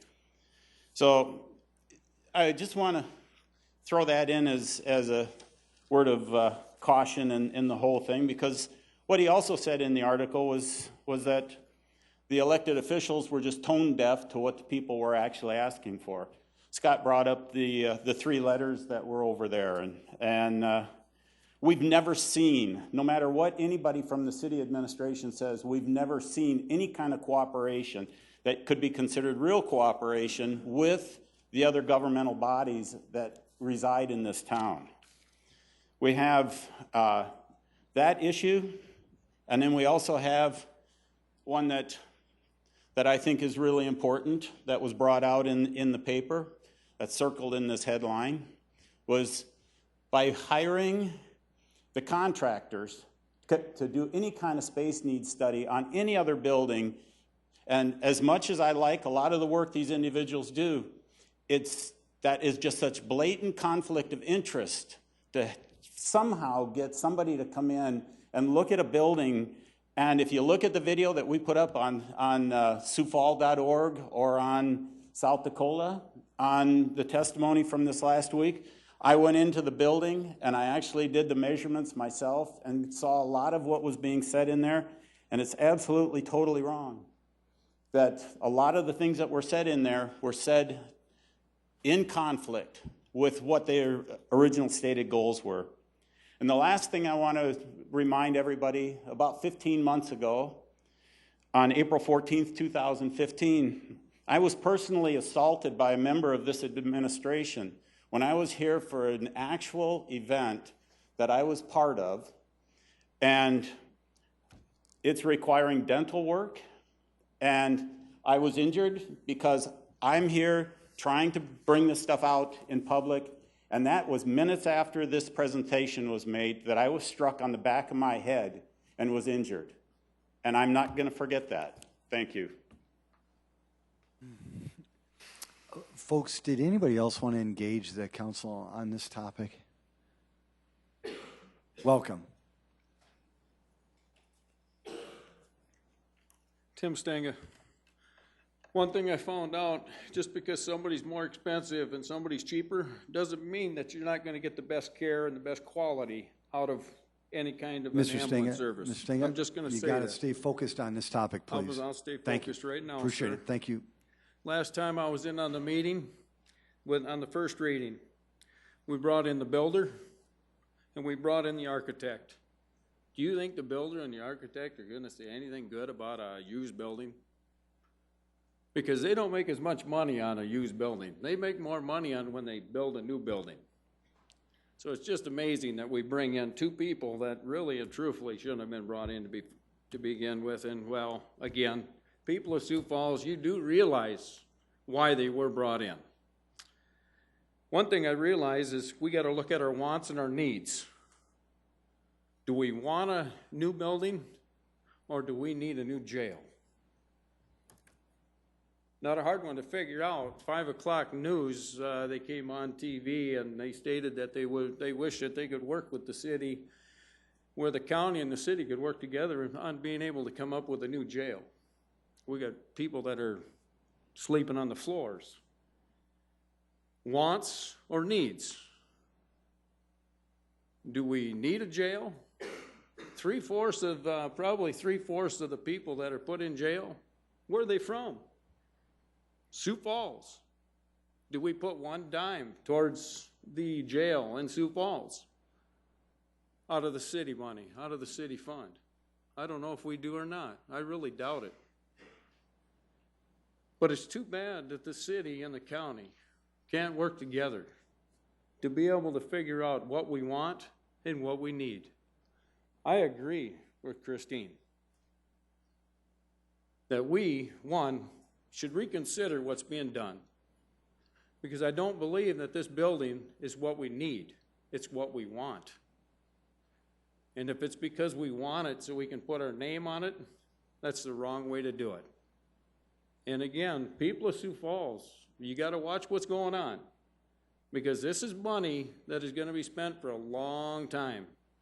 And if we're talking about we're going to get people to show us how to build a building and we're going to build it that it's going to last, look at the event center. Look at the quality. I sat and watched that siding being put on the event center. I talked to 2 of the city council people and had them go down and look at it.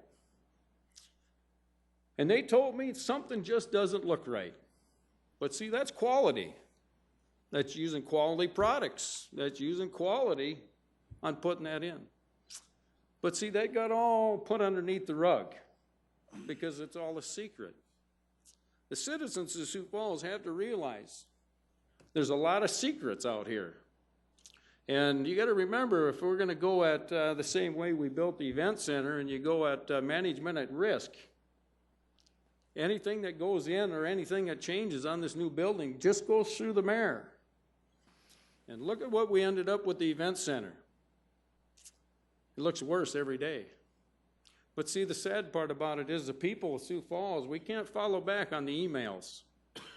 We can't follow back on when this contractor came up to the city and stated that, wait a minute, this event center, this siding don't look right. But see, that was an election year. And if it didn't get done on the right time, nobody would get their kickbacks. I think the citizens of Sioux Falls should realize what kind of kickbacks we're really given. Councilor Staley, or so I guess Tim, the thing is Tim, I believe Tim, that it shouldn't be Tim, done. I've been asked by Council Chair Rolfing to discontinue your conversation. Councilor Rolfing, because the attacks were against me, I just let him go. But thank you. Yeah, thank you. Folks, my apologies. Is there anybody else who wanted to engage the council on this particular topic? Welcome.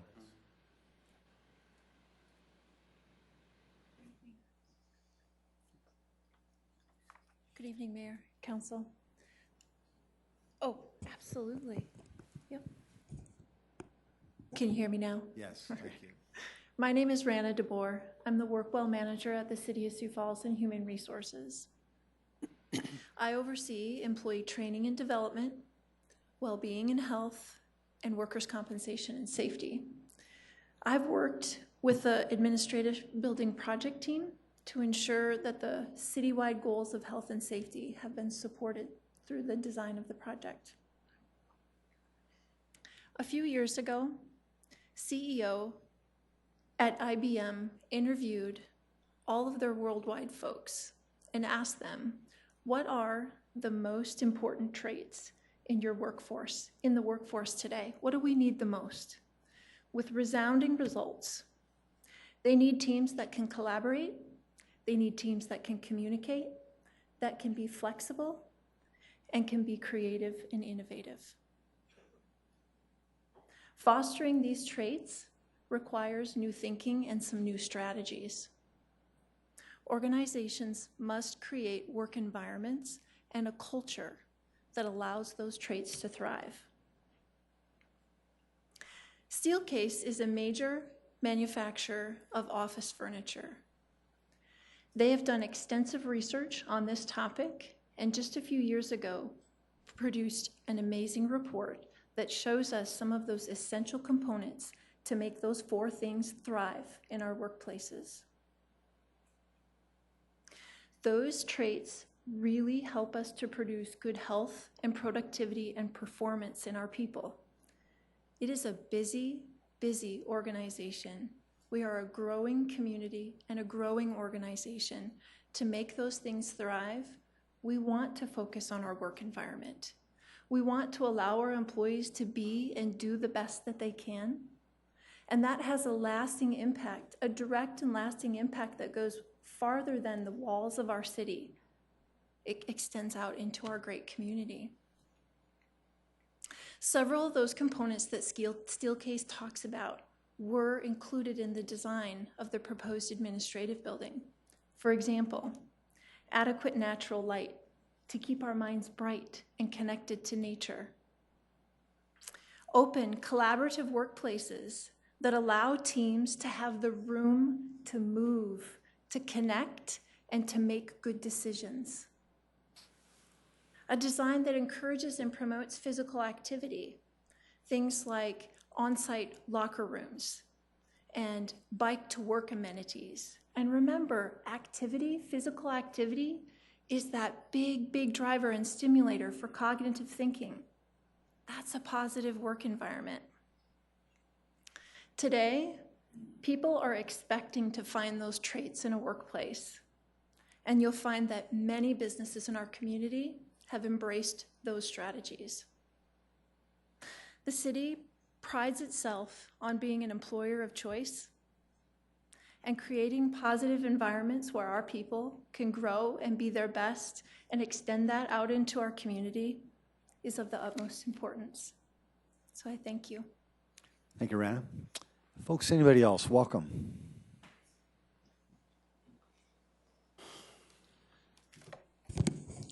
My name is Dennis Bresky. I'm with NAI Sioux Falls, and I'm here to help the 300 building ownership with a kind of a different angle on the 300 building. And first of all, I want to thank you all for your service. I don't work a lot with City Hall and the City Council, but in interacting with all of you a fair amount over the last few weeks, you do a lot of work and appreciate it. And the city's a great city. I kind of came up with a different angle that I wanted to present tonight as quickly as I can here after I got a call last Thursday from the folks at Henry Carlson. They wanted to meet with me to kind of sit down and discuss things and compare notes and try to clear the air on what's what. I had numbers, they had numbers, and so we did. We sat down at my office Friday morning at 10:30 and met for about an hour, which gave me a much better understanding of the scope of the project, and that's really where we had our main differences, is that I have one scope in mind, and they have another scope in mind. And it helped me understand a lot of the differences in the estimates that I had and the estimates that they had. So after that conversation, I really thought about things and just really tried to focus on some of the comments I got from other councilors about what the city needs. The city needs office space. And I think about the 300 building. I think it's an awesome building for the city because of its location. It's a good, solid building. I still feel very strongly it would be a good building to purchase. I understand a lot of the concerns and issues, and they're justified. But there's always different ways. It's very unfortunate that we have 10.25-inch treads on our stairs instead of 11 inches. They're very functional, but they don't quite meet code. Hopefully there might be a way around that. But through all of that, what I did is I started to step back and just look at what would it take for if we could just step in as the landlord and provide nice, clean, new, totally remodeled office space. At what price could we deliver that? And so I actually put together a proposal that I've gone over with Danielle and with Todd Broyne, the owners of the building. and it would feature up to 44,000 square feet of space, which would be the first floor and the second floor. We could deliver it, I just guessed, at April 1st. Rent would commence upon occupancy. We would deliver this building to the city, turnkey, no money out of pocket for the city. I'm anticipating about $2 million worth of investment from the landlord. For that, they would need a good lease commitment, a 10-year lease commitment. We feel that $18 gross would be a rental rate that would give the landlord a good return on their base, let's say the as-is price, cover all the utilities, cover their investment in remodeling the space. So it would be a total gross lease. Taxes, insurance, utilities, snow removal, lawn care, everything is included. So that comes out to $60,894 per month. The operating expenses, as I mentioned, are all included in there. You would have renewal options to renew. You'd have a right of first refusal on any adjacent space or space above you in the building, and you'd have an option to purchase if you get in there and you like it. That, of course, would go up from the original price of $6 million. If we put $2 million into it, that price would jump to $8 million. But I'm pretty confident, based on even the DocuTap tour, where they completely finished off their space for $50 a square foot. That's kind of the number that I'm using.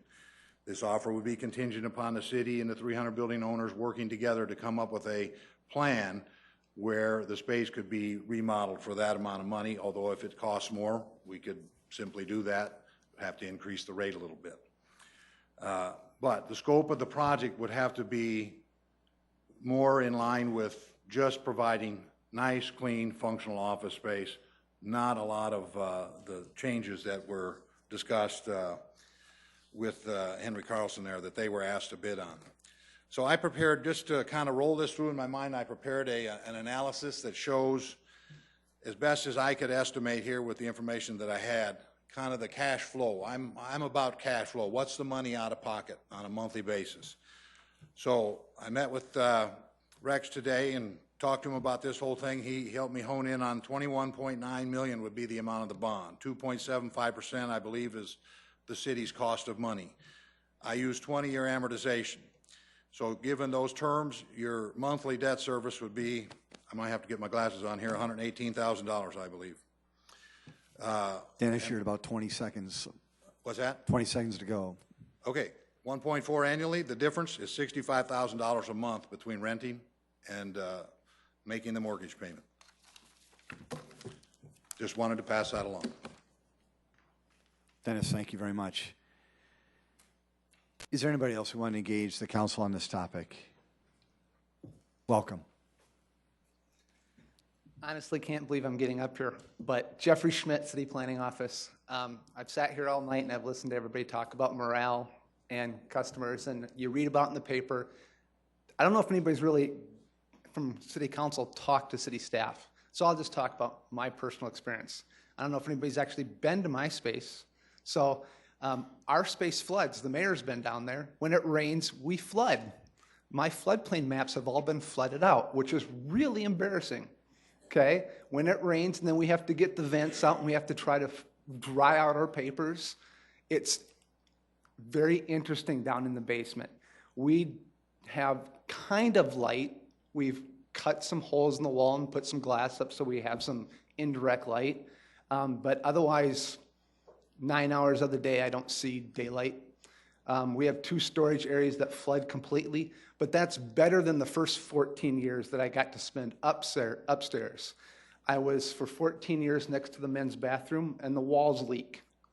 So I always thought it was just wet precipitation, but I don't know for sure. Now the assistant city engineer is there, so I let him deal with it. It just leaks down the wall, and then they come in, they put new caulk on it, and then the wall just falls, and they put new caulk on it. When you're in an old building, the buildings aren't in the best shape. Anybody that lives in the core, okay, caulk is just caulk. It just comes down. This is not the Taj Mahal. I spent 20 years in Aurora, Colorado. We went through 3 city halls. We're not building a city hall. Am I wrong? I don't think we're building a city hall. We're building one building for some parts of the department. If we were building a new city hall, the building would be much larger, much grander, much different, but we're building one aspect of it, and it's been in the CIP for years about this. Since the 17 years I've been here, the 10 years, it's in your CIP council every year. We're always talking about it. So now whether it's not physically out there in the newspaper, if it's not one of the issues that's being discussed, it's always being discussed at your public hearings. It's always there. It's always been part of it. And city staff, if you asked us, we would say it would help us because we need space. We don't have physical space to put one more person in the basement in the Planning and Building Services Department. We don't have any space. Any questions? Just public input, Jeff. Thank you. You bet. Thank you.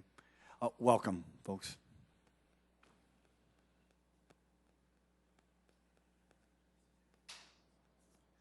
Hi, I'm Bob Winkles, 3070 West Donahue Drive. Most of you probably don't know who I am, but I've had a lot of experience in design and construction over the years. I owned a firm called the Winkles Group for 30 years, and in the last 6 years I've been head of design and construction for Sanford Health. I'm here representing Bob Winkles. Nobody at Sanford Health knows I'm here. Nobody's talked to me about it. The mayor has not talked to me about it. None of the city council members have talked to me about it. Not talked to anybody at Courthouse or Henry Carlson about it. So here's what I think about it. You know, based on my experience in the past, I would tell you this. When Jack White was mayor, this was in the early 1990s, before the Washington Pavilion happened, that pavilion, the former high school, was thought of as a county-city joint building for space. And it didn't work out. And subsequently, the Washington Pavilion was built as an arts center. I was the owner's rep on that. That's what we did half of the time. That's what I do full-time for Sanford Health now. Later, in the late 1900s, or 1998, 99, I did a space study for the city. And Gary Hansen, we did some analysis of both City Hall, how we'd change it, how we'd build where the parking ramp is north of City Hall, how we'd possibly lease from Don Dunham the next building north and renovate that. And none of those things made some economic sense. Those were business decisions and we backed off. We looked at this building since the Arts Center was moving to the pavilion, and I was the architect that did the town hall here. So that was after that in the early 2000s. When Dave Munson was here, we also did a feasibility study on City Hall, on renovation, all the MEP systems. We looked at lease and renovate options then. So it's been going on since the early 1990s. This is not a new deal. There's been a need. And so that's one of the points that I want to make. Another reason I'm here is because I'm really bothered by what I see on TV and I read in the Argus about all this conflict of interest. People that know nothing about what's going on in the industry are making comments about conflict of interest. Do you know, I mean, I negotiated all those contracts that I've told you about as an owner's rep. I negotiate every contract anywhere that Sanford Health is doing things with architects and contractors. And architects demand higher fees on renovated buildings. And we do those 20 to 1 in Sanford Health. 20 buildings renovated compared to 1 new. And we pay higher fees, and they need higher fees to work on those buildings. Those people are in the business to make money. If they're going to have a conflict of interest, they steer it toward where they're making money. This business of suggesting that their conflict of interest is trying to steer you in a new building is reverse of what reality is. General contractors, we force them into competition when we know all the evidence, and we can do that in new buildings. There's hardly ever change order. When we get an existing building, you're always uncovering problems, and we have to have contingencies for that. They make more money on renovated buildings. Do you think that this group, of which I know both of the firms, Koch Hazard and Henry Carlson, very experienced, very professional, high integrity, and do you think they're trying to steer you into a new building? You got blindfolds on and earmuffs. It's absolutely contrary to what reality is in the business. The last item is just on time. You know, you've already spent about $1 million more than a year ago because construction escalation has been going in the last year between 4 and 5. It's currently between 5 and 6. So if you spend another year on it, 5% of 20 million, you're going to spend another million. That's my taxpayers' money. So I think you need to make some prudent decisions, and you make them in a hurry. And I'm not pushing you to new or renovated. I'm just pushing back against all the false information that has been thrown out there between the Argus and the news media and the TV. It's absolutely false. And you need to make some decisions, and hopefully in our interest as taxpayers, make them in a hurry, one way or the other, on what you're going to do. Thank you. Thank you, Bob. Welcome.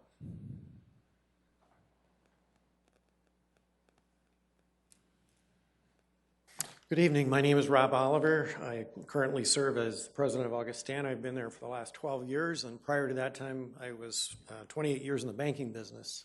Most of that here in Sioux Falls. My wife and I have called Sioux Falls home for the last 39 years. And I have, over that time, seen many, many issues come before our community and many big decisions that have had to be made. And I'm really proud of the growth and progress of this community, and I am pleased to tell as many people as I can, wherever I can, whenever that opportunity arises. I addressed the City Council tonight in favor of moving forward with the proposed new office building for our city. And I am motivated to be here tonight because I believe there are many others who also feel as I do, and that who have served in leadership positions on behalf of our community. I know that this has already been said, but this project is not a new discussion. I know for some on the council, this may seem very new and that there's a sense of pressure, but this project has been in the works for a long time. Indeed, the land where it is to be situated was acquired by the city by a prior administration and a prior city council in 2007. What a visionary and forward-thinking decision it was, because it was in future contemplation of this project, in future contemplation of the city's needs. As our city has grown, so has the workforce that serves our community, and their space needs are evident. I know this from talking to friends of mine that work here. Unless we believe that our city is going to begin to decline, then the need will only become more acute, and the solution will become more expensive with the passage of more time. The city is a major employer. The city will need to continue to attract top talent in order to serve our citizens well. Quality services to our citizens don't just happen. They're accomplished by a group of thoughtful and hardworking professionals. These professionals are in high demand in both the public and private sectors. So the question is, how do you continually position our city to be an attractive employer and thus an efficient and effective provider of quality services to our citizens? I believe that the planning has been done over the last several years to assess those needs and to develop the proposed solution that will provide a modern, efficient workspace that maximizes city employees' ability to work collaboratively and to provide the best service to citizens. When I was a banker, I learned a lot about buildings. I financed a lot of them, mostly for our customers. And I watched them build, and I learned from them. I learned from many of them who were contractors in the business, and by many of the designers who designed them. I also learned by the buildings that I authorized to be built for the bank. At Augustana, I've continued to learn with the projects that I have undertaken while there. What I've learned is that small footprints with many stories are considerably less efficient than one that has a larger footprint and fewer stories. That is a simple and basic element because circulation, HVAC systems, and staff spread between different floors, between more floors, equals less efficiency. That was clearly evident in the design that we did for banking facilities, and that's why there's a very large building out there with the Wells Fargo name on it by the airport that's one story. Great big footprint, allows for a whole lot of collaboration, a whole lot of flexibility in that process. So a new building that is not encumbered by existing design limitations will make use of the latest thinking and workspace efficiencies, energy efficiency, and technology, thereby ensuring a good long-term return on investment.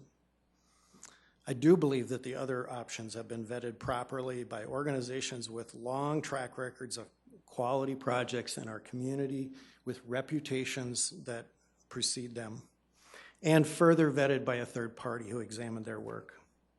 You have the opportunity to accept the recommendation of these professionals who have thoroughly studied these options. I don't believe one ever regrets the decision to build a truly quality solution that meets the demonstrated need over a long period of time, one that will last for many years to come, and one that we can all be proud of. I know that because at Augustana, I build buildings for the long haul. I don't build anything short-term. They're going to last 50 years, some of them a lot longer. The building I work in is 100 years old. As my dad used to say, do it once, do it right, you won't regret it. President Aller, thank you, sir. Folks, is there anybody else who wants to engage the council before I turn it over to them? Welcome.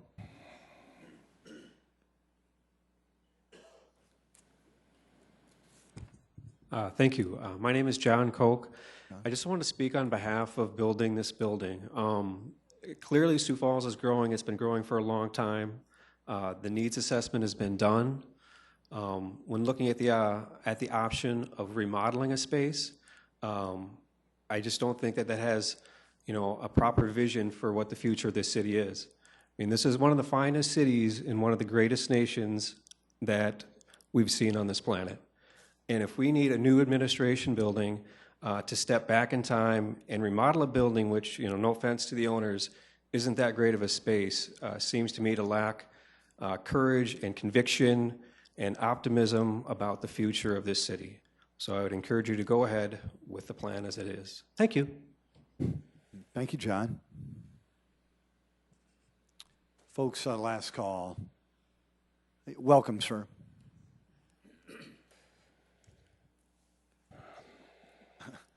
Sorry, last call is not appropriate. My apologies. Sir, I apologize. No problem. Welcome, sir. It's good to have you here. My name is Joe Swear. I was born here and raised here. I was gone for 25 years. I returned in 1985. I always had a subscription to the Argus Leader wherever I lived. I was very proud of my city. That has been continually the case. When I came back in '89, I was happy to see the project at the falls where we used to step on railroad ties and nails and everything else to get on and swim, being developed. There's a few things that have been happening the last couple of months, and I've been watching the city council meetings on TV. I want to apologize, you usually don't appear this way, but I was sitting at home watching TV tonight, and some things that have kind of been bothering me came to the fore. There's such a thing in a city as continuum. And you either respect the people who are in front of you and who did things the right way, or you come in under revolt, which seems to be a real trend these days in our country. The new council members have just been elected. I've read and followed several of you, and I get the distinct feeling that you're running for the next office, whatever that may be. And I also witnessed some of the work you've done previous to this, and it's been very, very good. But there is such a thing as continuum.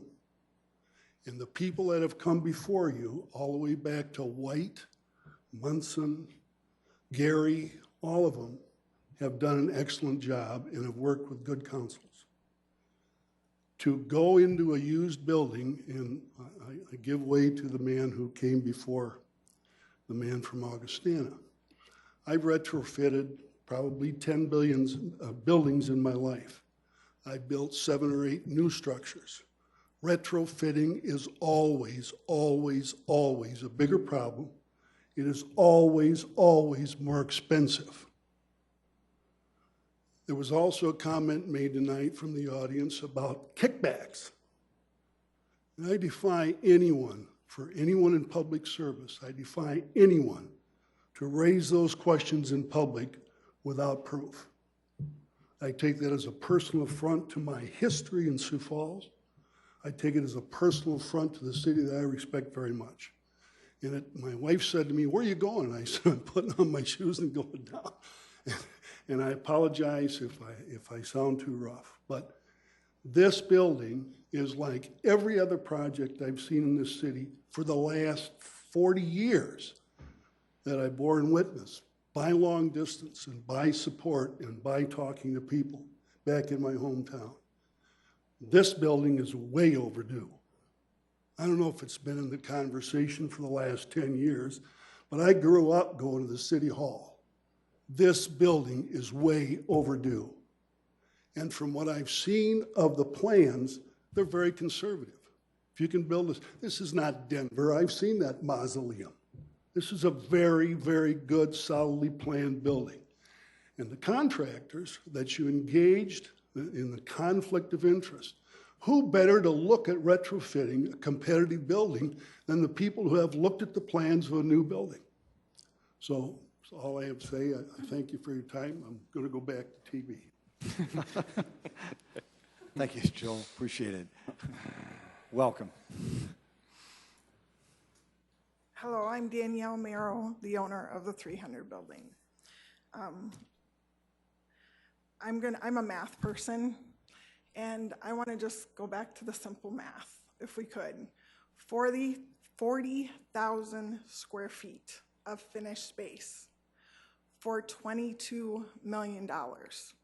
That is $550 per square foot. I am an investor in the City of Sioux Falls.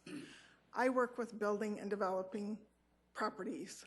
I do not like to spend over $100 per square foot building brand new facilities. It is ridiculous, and I would love for you to go try to get a loan from Wells Fargo or any lender for $550 per square foot. That just seems outlandish. The 300 building is a well-built building. It is older. It's 45 years old.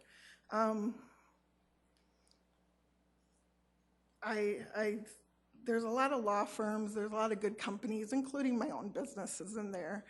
And I want you to know it's not a dilapidated building. Again, we have reputable people. We have people that run their business every day, including our city attorney used to be there. And I want you to know that I'm fine with you not picking the 300 building, that's irrelevant. But I want you to know that it is, for the price, I wish you would just explore. It just seems very expensive for any type of building for only 40,000 square feet. So please consider that. Thank you. Danielle, thank you. Council? Move to approve NYSERT. Second, Urban. There's been a motion to approve this item. It has been seconded. Discussion. Yes, Councilor Erickson. Thank you, Mr. Mayor. Thank you for everyone that spoke today. I think that it's clearly an issue that a lot of people care about. I know I've taken numerous calls and emails. I want to preface by saying this is not 300 building or a new building. This is simply to stop the clock, to continue to have those conversations. The plan isn't just to say, nope, sorry, and move on. The plan is to stop the clock, regroup, come back together with the city, the county, and the state in mind as equals to address our space needs issues throughout all entities and how we can continue to have remarkable service for our citizens that we currently already have. If you look at our citizen surveys doesn't say, please increase your service. It says, fix my roads, please keep me safe. That's what it's saying. Now, when we talk about regrouping and coming back around the table, I want to share a letter that I received, and all of you have received on your desk, as well as some for the public. The letter I have in front of me is to the mayor. It says, Dear Mayor Huther, members of the City Council, this is from the State Bureau of Administration. I understand that the City of Sioux Falls is currently evaluating options for the future of expansion of government office space. Recently, city councilors have inquired as to whether the state of South Dakota would be open to discussing opportunities to collaborate with other units of government on space. The Bureau of Administration manages space needs for the executive branch of the state government through our Office of Space Management. Although the state is not actively seeking more space in Sioux Falls, we're always open to discussing opportunities to improve our space utilization. I'm not familiar with the city's current or projected space needs. However, if the city determines that it would like to explore collaboration with the state and other governmental entities, Space Manager Kevin Fridley and I would be happy to meet the appropriate city officials to discuss these options. Sincerely, Jeff T. Holden, Commissioner, Bureau of Administration. This is what it's about, friends. This is what it's about, coming together, getting all parties together. This is what it's about. It's not about us saying, hey, we're going to build this because we know that this is what we need. And hey, do you want to come along? The train has left the station for many of these. And so it's time to start over in a collaborative effort. We can do this right. We can do this together as equals. I would ask you to please stop the clock. Thank you. Councilor Silver. Thank you, Mr. Mayor. You're welcome. Yeah, there's a similar letter, of course, that you all see from Lincoln County as well, from the chairperson, Michael Poppin, saying in so many words they would like to work with us and become a part of the conversation as well. You know, as far as the issue goes, for me, I'm not sure that the 300 building is the answer, just as I'm not sure that the new administration building is or isn't the answer. It may very well be. But I think what is clear is there are still options and questions that need to be looked into. And a few of us want more time than the deadline that we inherited to look into these questions. Again, we want to continue the conversation, just take this deadline down. And yes, a delay may cost money. It will if we take it down. There's that option. But on the flip side, there's a possibility we find an option that meets our needs, these space needs, and we save millions. So I think there's a solution. We're not, again, cutting it off, saying no, and that's the end of it. We're trying to keep talking it out. I believe there is a solution, and I think we'll find it in due time, and I hope soon. Thank you, sir. You're welcome. Councilor Mbach. You know, thank you, Mr. Mayor, and thanks to everyone. I really appreciate it when we get new voices and new faces here and people that have different experiences that can inform our decisions. And I've had lots of conversations, as many of my colleagues have had. I absolutely disagree with the team when we talk about the idea of collaboration. The two counties and the city working together is really a much larger issue than whether we build this building or not. We need to think bigger than this one building. You know, our city charter lays out a plan for part-time council that is intended to truly represent our community. And look at all of us.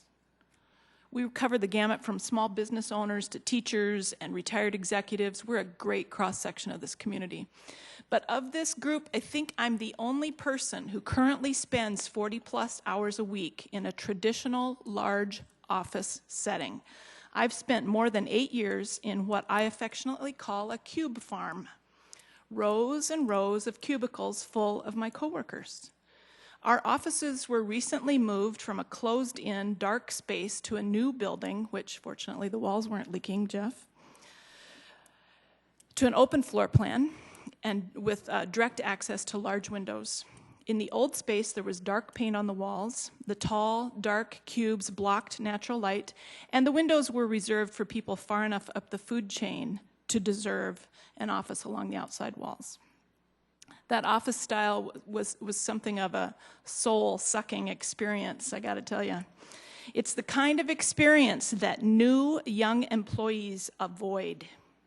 This new administrative building is a government office building. It is a cube farm, yes, but it is planned with 3 key facts in mind. 1, we have city employees in too many different locations. Our citizens deserve better service in a one-stop shop. Number 2, this region is experiencing less than 3% unemployment at this point, 2.1% according to Tracy this afternoon. And number 3, there's fierce competition for every single job applicant.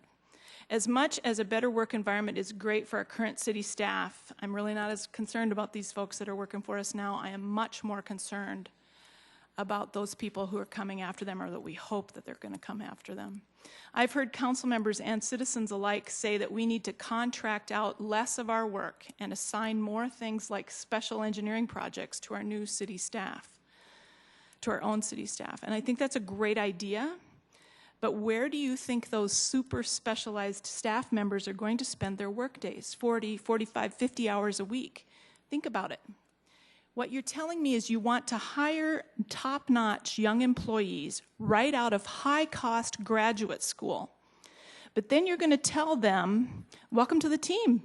Your office is in a closet next to an 80-year-old garage. And the people you're assigned to collaborate with are at desks upstairs or down the street or wherever. We kind of lost track of that. But they're not conveniently located in the cube right next to you. I know it's difficult to say you voted for a project that required more debt for the city. I know that's hard. I'm not saying this is some sort of easy win that we're just going to pluck out of the air.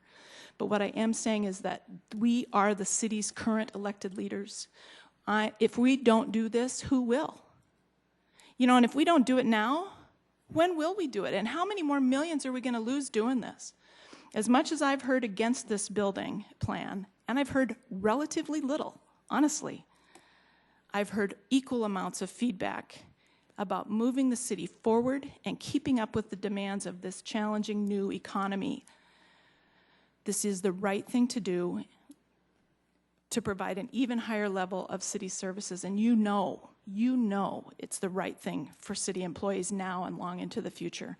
I encourage you to vote no on this continued delay of this important project. Thank you.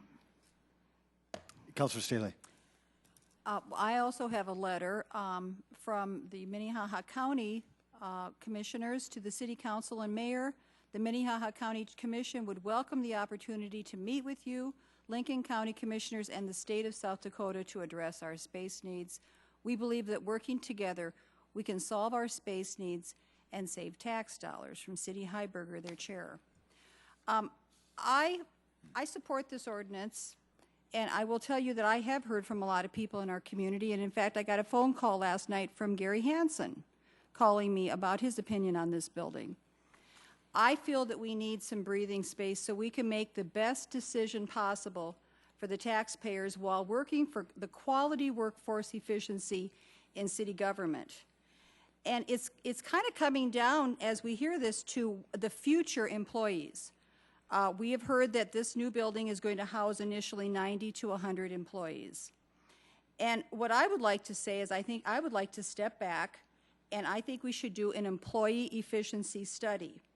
Let's make sure that we're making the best use out of every employee in every department before we move forward. It comes down to a debate about growing government. And I think our citizens want to see efficiency.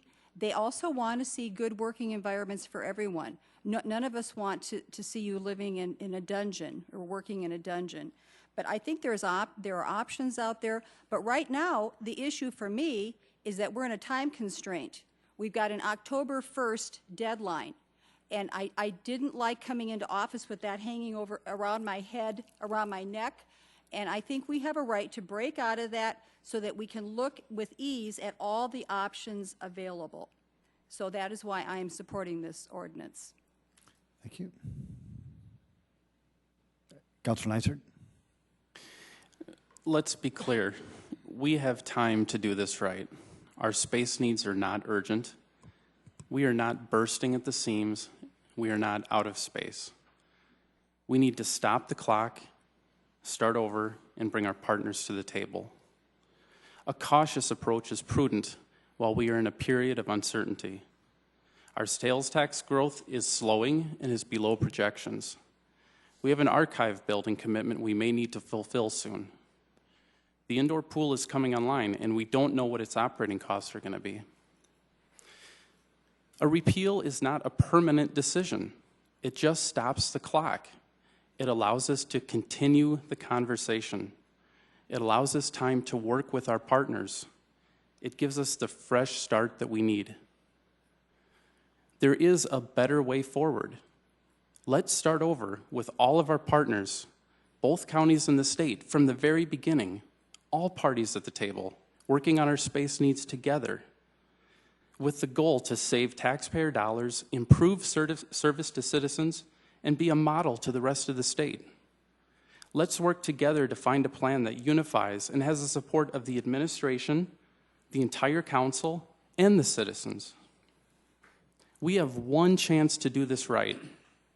Let's think big. Our partners are ready. The citizens are ready. Tonight, let's say with one clear voice that we are too. Vote yes on repeal. Thank you. Councilor Kiley. Thank you. First of all, I would like to, and I know that this conversation really isn't about the 300 building, but I feel that compelled to just correct some information about the square footage of the administration building, which is not proposed. It has been passed by previous city council. But anyway, the basement or parking area, which is very functional because it also houses the mechanical equipment needed for the building, is 19,000 square feet. The first floor, which will be finished, is 20,000. The second floor, which will be finished, is another 20,000. And then we have a third floor that, yes, initially will be unfinished, but it'll allow for immediate space to grow into. That's an additional 20,000.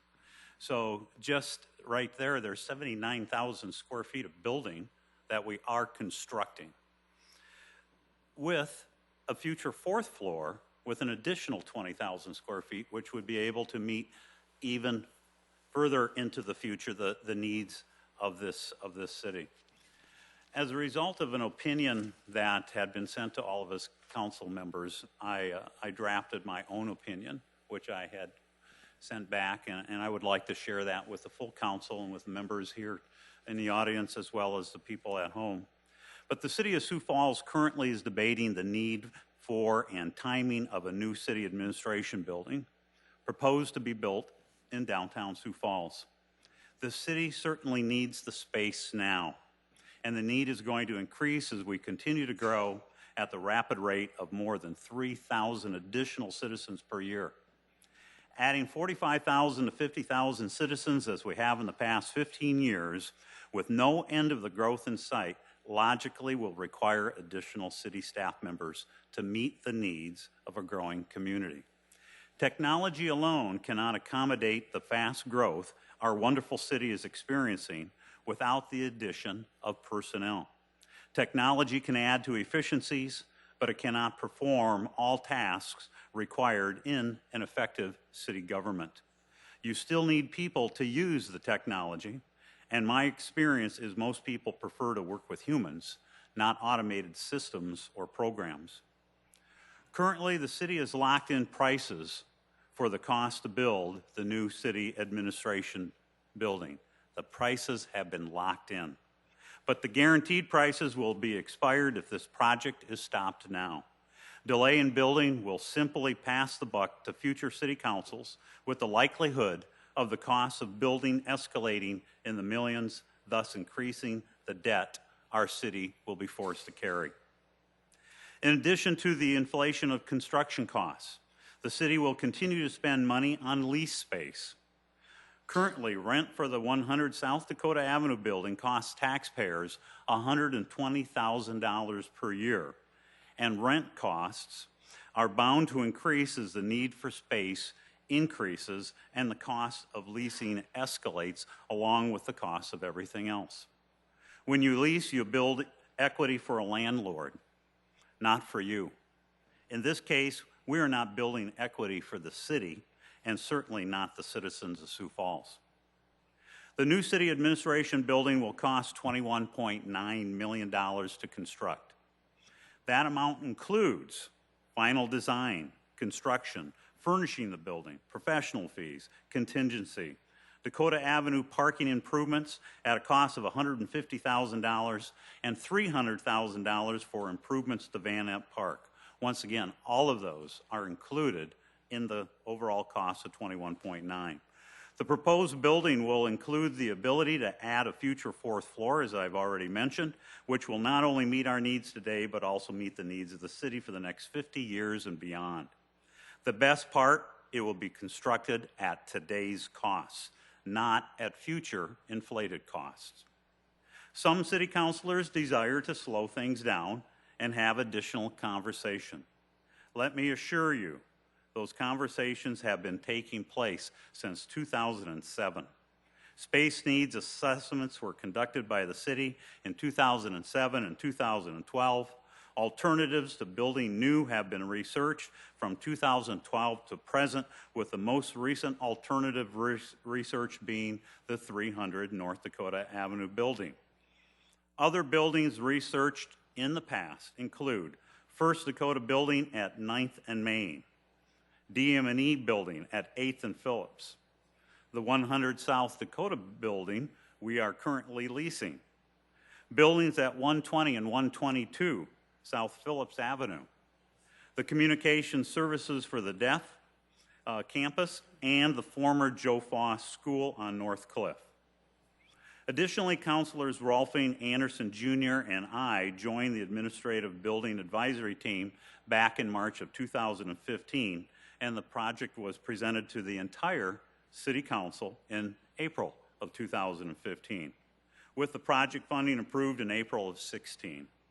Rather than slowing things down, we need to continue on the path we elected to take this past April after many years of vetting the issue. The horse is appropriately in front of the cart, and the City of Sioux Falls has done our due diligence for many years with a heavy dose of due diligence in the past 2 years. Furthermore, we should not be considering stopping this sensible and needed project. We have looked at all directions, and now the direction we should be looking long and hard at is right in front of us. It is time to build the city administration building. It's inevitable that we're going to need this building. There's already been a demonstrated considerable need. We are bursting at the seams. And we've been leasing since 2013. And we'll continue to lease and spend money on buildings that do not belong to us. We've vetted many options. As I've mentioned, don't saddle future councils and the citizens of Sioux Falls with greater debt because of a delay. And I truly mean the citizens of Sioux Falls. As an individual that was born and raised in this great city, I greatly benefited from its services as a child. I benefited from its services as a young parent raising 3 children in this city. And I realized that all those services, yes, they were delivered by people in the field, but the decisions were made by individuals in an administration building. In an administration building that was built back in the 1930s, and we haven't built a new administration building since that time. So there is no need to pause. We've done our due diligence, and I urge my colleagues to vote no, as I remind you to move forward with the administration building. It requires a no vote this evening, and I urge my colleagues to vote no on this item. Thank you, Mayor. Council Chair Rolfing. Thank you, Mr. Mayor. Boy, we've heard a lot tonight, haven't we? A lot from people who think we're spending too much money or going to. Some from people who think we need to, that we're putting up a Taj Mahal, which it isn't. I think when you get right down to it, if you look at it, the need is evident. We've had the studies, we've had everything there going. The employees need a place to work. If you don't think they do, talk to Mr. Schmidt about where he works. You wouldn't put up with that if you were an employee. We need to work to assure that we get good candidates for the openings that we have. We're going to grow. These letters that we received in a packet here today, was real interesting that these were signed today or very close to today. One of them, then I got a call on saying, what's about this letter? What do you need it for? I didn't know anything about it, found out what was going on. Let me assure you all that these people have been contacted a year ago in hopes that we could collaborate and do some of this together. The state wrote back and said, as it says here, we have no interest right now, we have no need. However, if any of these people do have a need, we do have a third floor that we can finish out for them. It's been thought of. It's been thought of. Time is now. Council administration has looked far enough ahead. We've taken advantage of opportunities offered. We would not be having to make such tough decisions right now if other people ahead of us had taken on this responsibility that we're looking at tonight. You know, sometimes it's hard to make a decision when some people feel there's no need or no hurry or no money. But you know what? That's not the case here. The need is evident. We need the building. And we're taking on debt. We're not taking on debt that we can handle, and we're not scaling down the building project. Excuse me. But sometimes the right thing to do may not be the popular thing to do. Let me repeat that. Sometimes the right thing to do may not be the popular thing to do, but we need to do the right thing here. We need to do it now.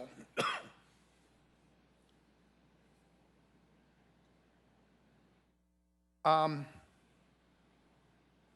not going to go through all this because it's all been said, but I will say that my fellow councilors, it's time to step up, make the correct decision for our fine city, and vote to move this project forward so that our city can continue to prosper and we can provide the needed services our constituents want and what they deserve. Thank you. Any further comments? David, can I ask you to please explain to the council what a yes vote means and what a no vote means? Yes vote on this proposed ordinance would repeal the existing ordinance which authorized the sale of sales tax revenue bonds to fund the design and construction of the new city administration building. A no vote would leave the existing ordinance authorizing the bond sale in place and the project could proceed. A roll call vote, please. Councilmember Starr? Yes. Staley? Yes.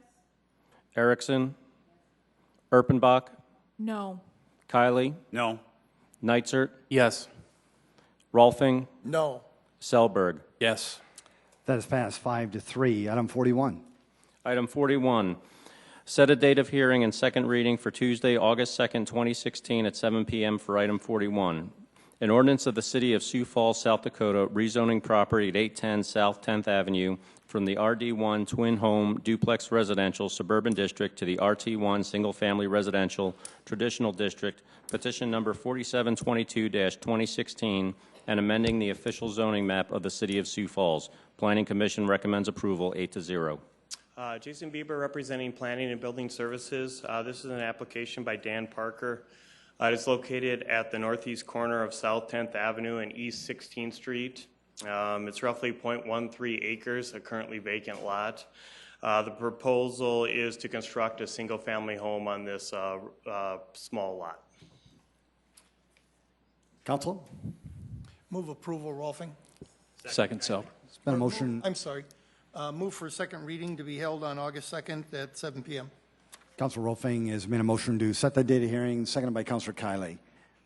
No discussion, roll call vote, please. Councilmember Starr? Yes. Staley? Yes. Erickson? Yes. Erpenbach? Yes. Kiley? Yes. Nitzert? Yes. Rolfing? Yes. Selberg? Yes. That is passed 8-0. Item 42.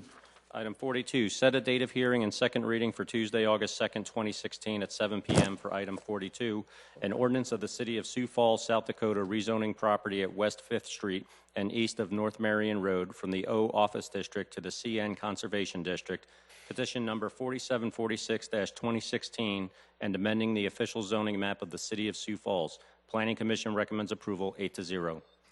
The applicant here is Sayre Associates. The owner is Legacy LLP. It is located at the southeast corner of West 5th Street and North Marion Road. It's roughly 1.3 acres, and the purpose of this rezoning is to rezone it for some more areas for on-site detention. Council? Move to set the second hearing or second reading for Tuesday, August 2nd. Second, Erpenbach. That has been seconded as well. If no discussion, roll call, please. Councilmember Starr? Yes. Staley? Erickson? Yes. Erpenbach? Yes. Kylie? Yes. Neitzer? Yes. Rolfing? Yes. Selberg? Yes. That has passed 8-0. Item 43. Set a date of hearing and second reading for Tuesday, August 2nd, 2016 at 7 p.m. for item 43, an ordinance of the City of Sioux Falls, South Dakota, rezoning property at 715 to 721 West 13th Street from the RT1 Single Family Residential Traditional District to the RT2 Townhome Residential Traditional District, petition number 4846-2016, and amending the official zoning map of the City of Sioux Falls. Planning Commission recommends approval, 8-0. This is an application by the City of Sioux Falls Planning Department. It is a city-initiated rezoning. It is located at 715 through 728 West 13th Street. It's roughly 3 parcels that currently contain a residential home that does have more than 1 unit.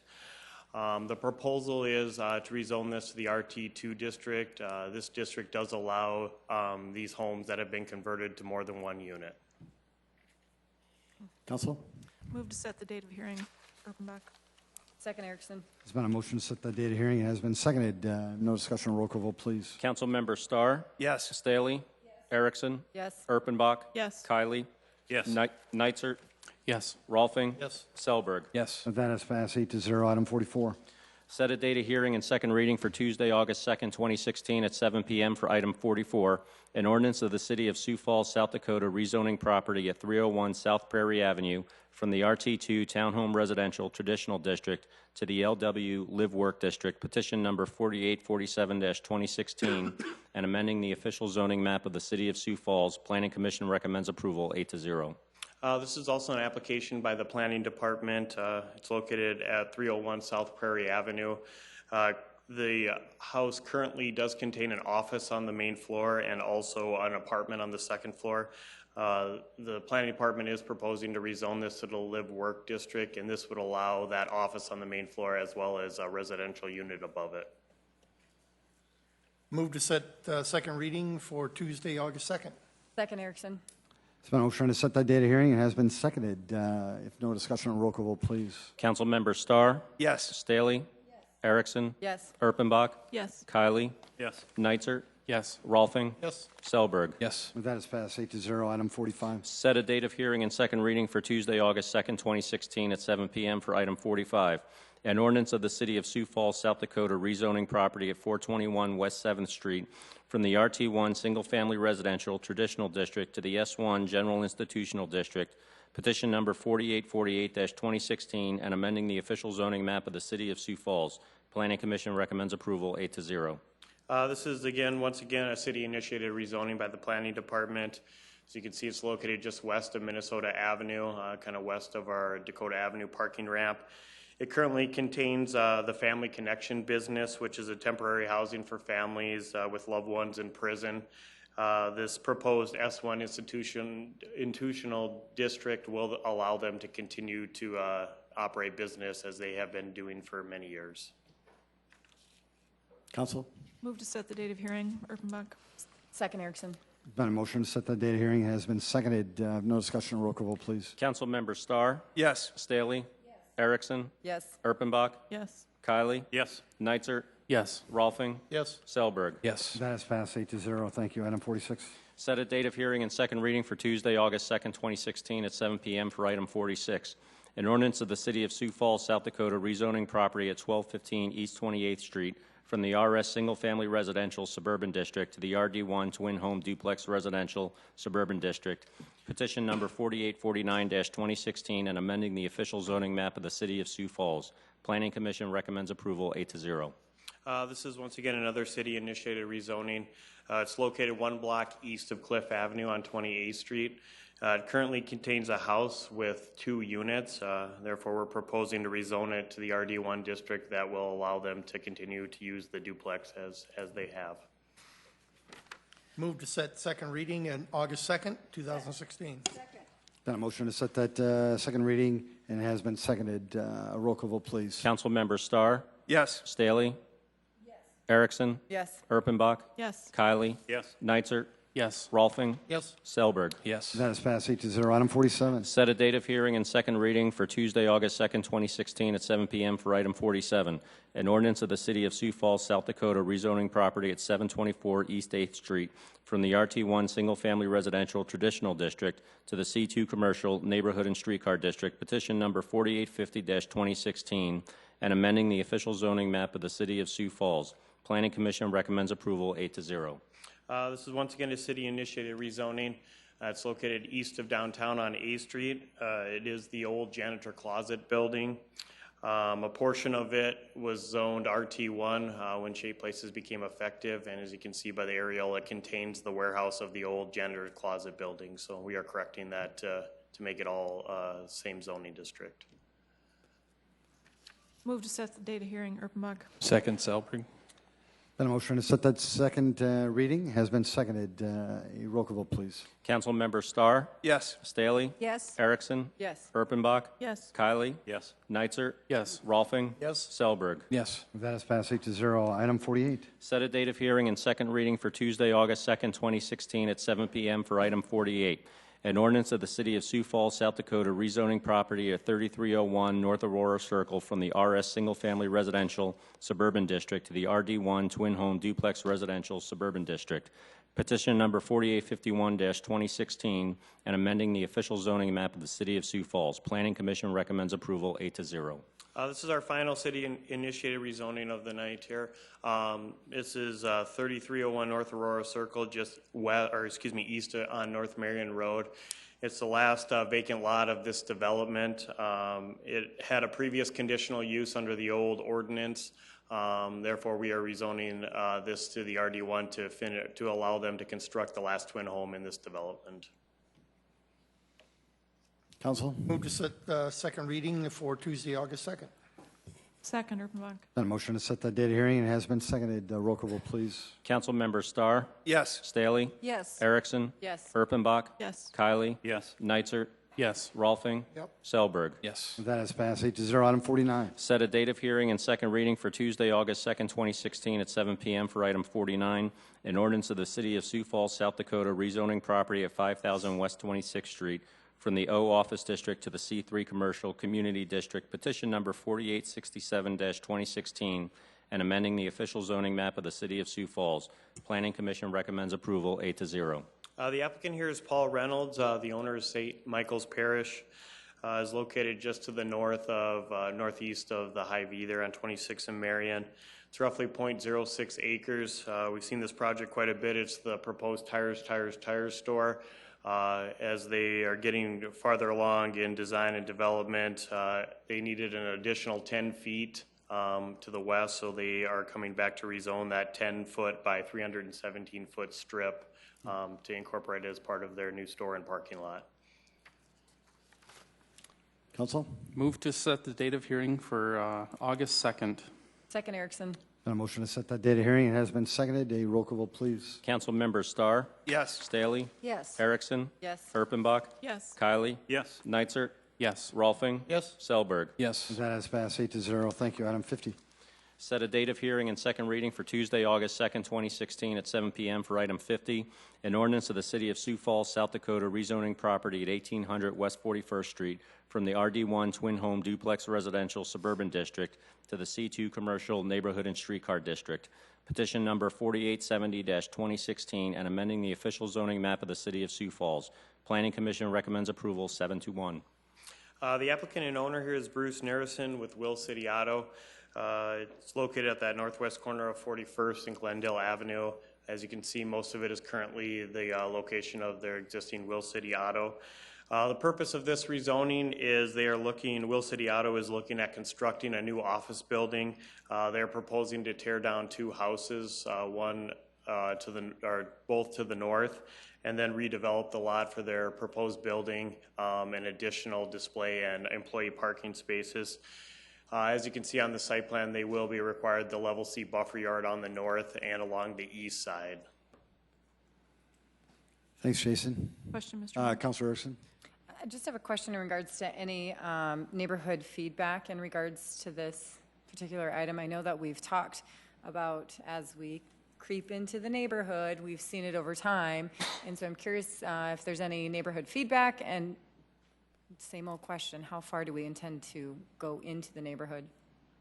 Good question. We did have a lady that owns the house just to the north, kind of that northwest house there. She particularly didn't have any concerns, as you can see on there, concerns with redevelopment. Her only concern was that they were going to put, kind of move the fence actually north farther. She had some concerns about her existing pool to make it still in compliance, but she did not have any issues with redevelopment of the whole parcel. So. Okay, thank you. Mr. Mayor. Councilor Bach. Thanks, Jason. Can you talk about, will this be required to have a neighborhood meeting? I mean, this person just kind of randomly showed up and said, hey, I have a question. Will there be a neighborhood meeting for this one? They already had a neighborhood meeting, the applicant did.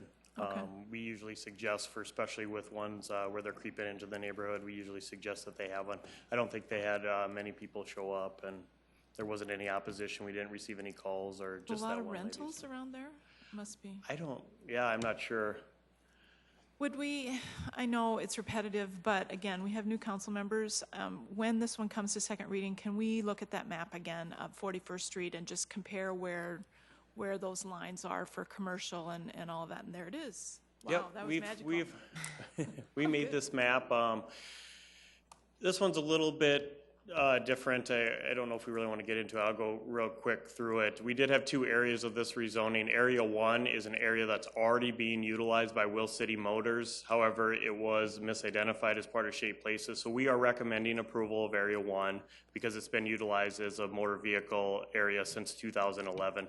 The area that staff has major concerns with is the Area 2 that's shown in red. And our staff report was a little different this time, but we did recommend denial of Area 2 with that creep. We're just trying to continue to be consistent with our recommendations. So that's kind of the staff report that we had done. Good. Thank you, Jason.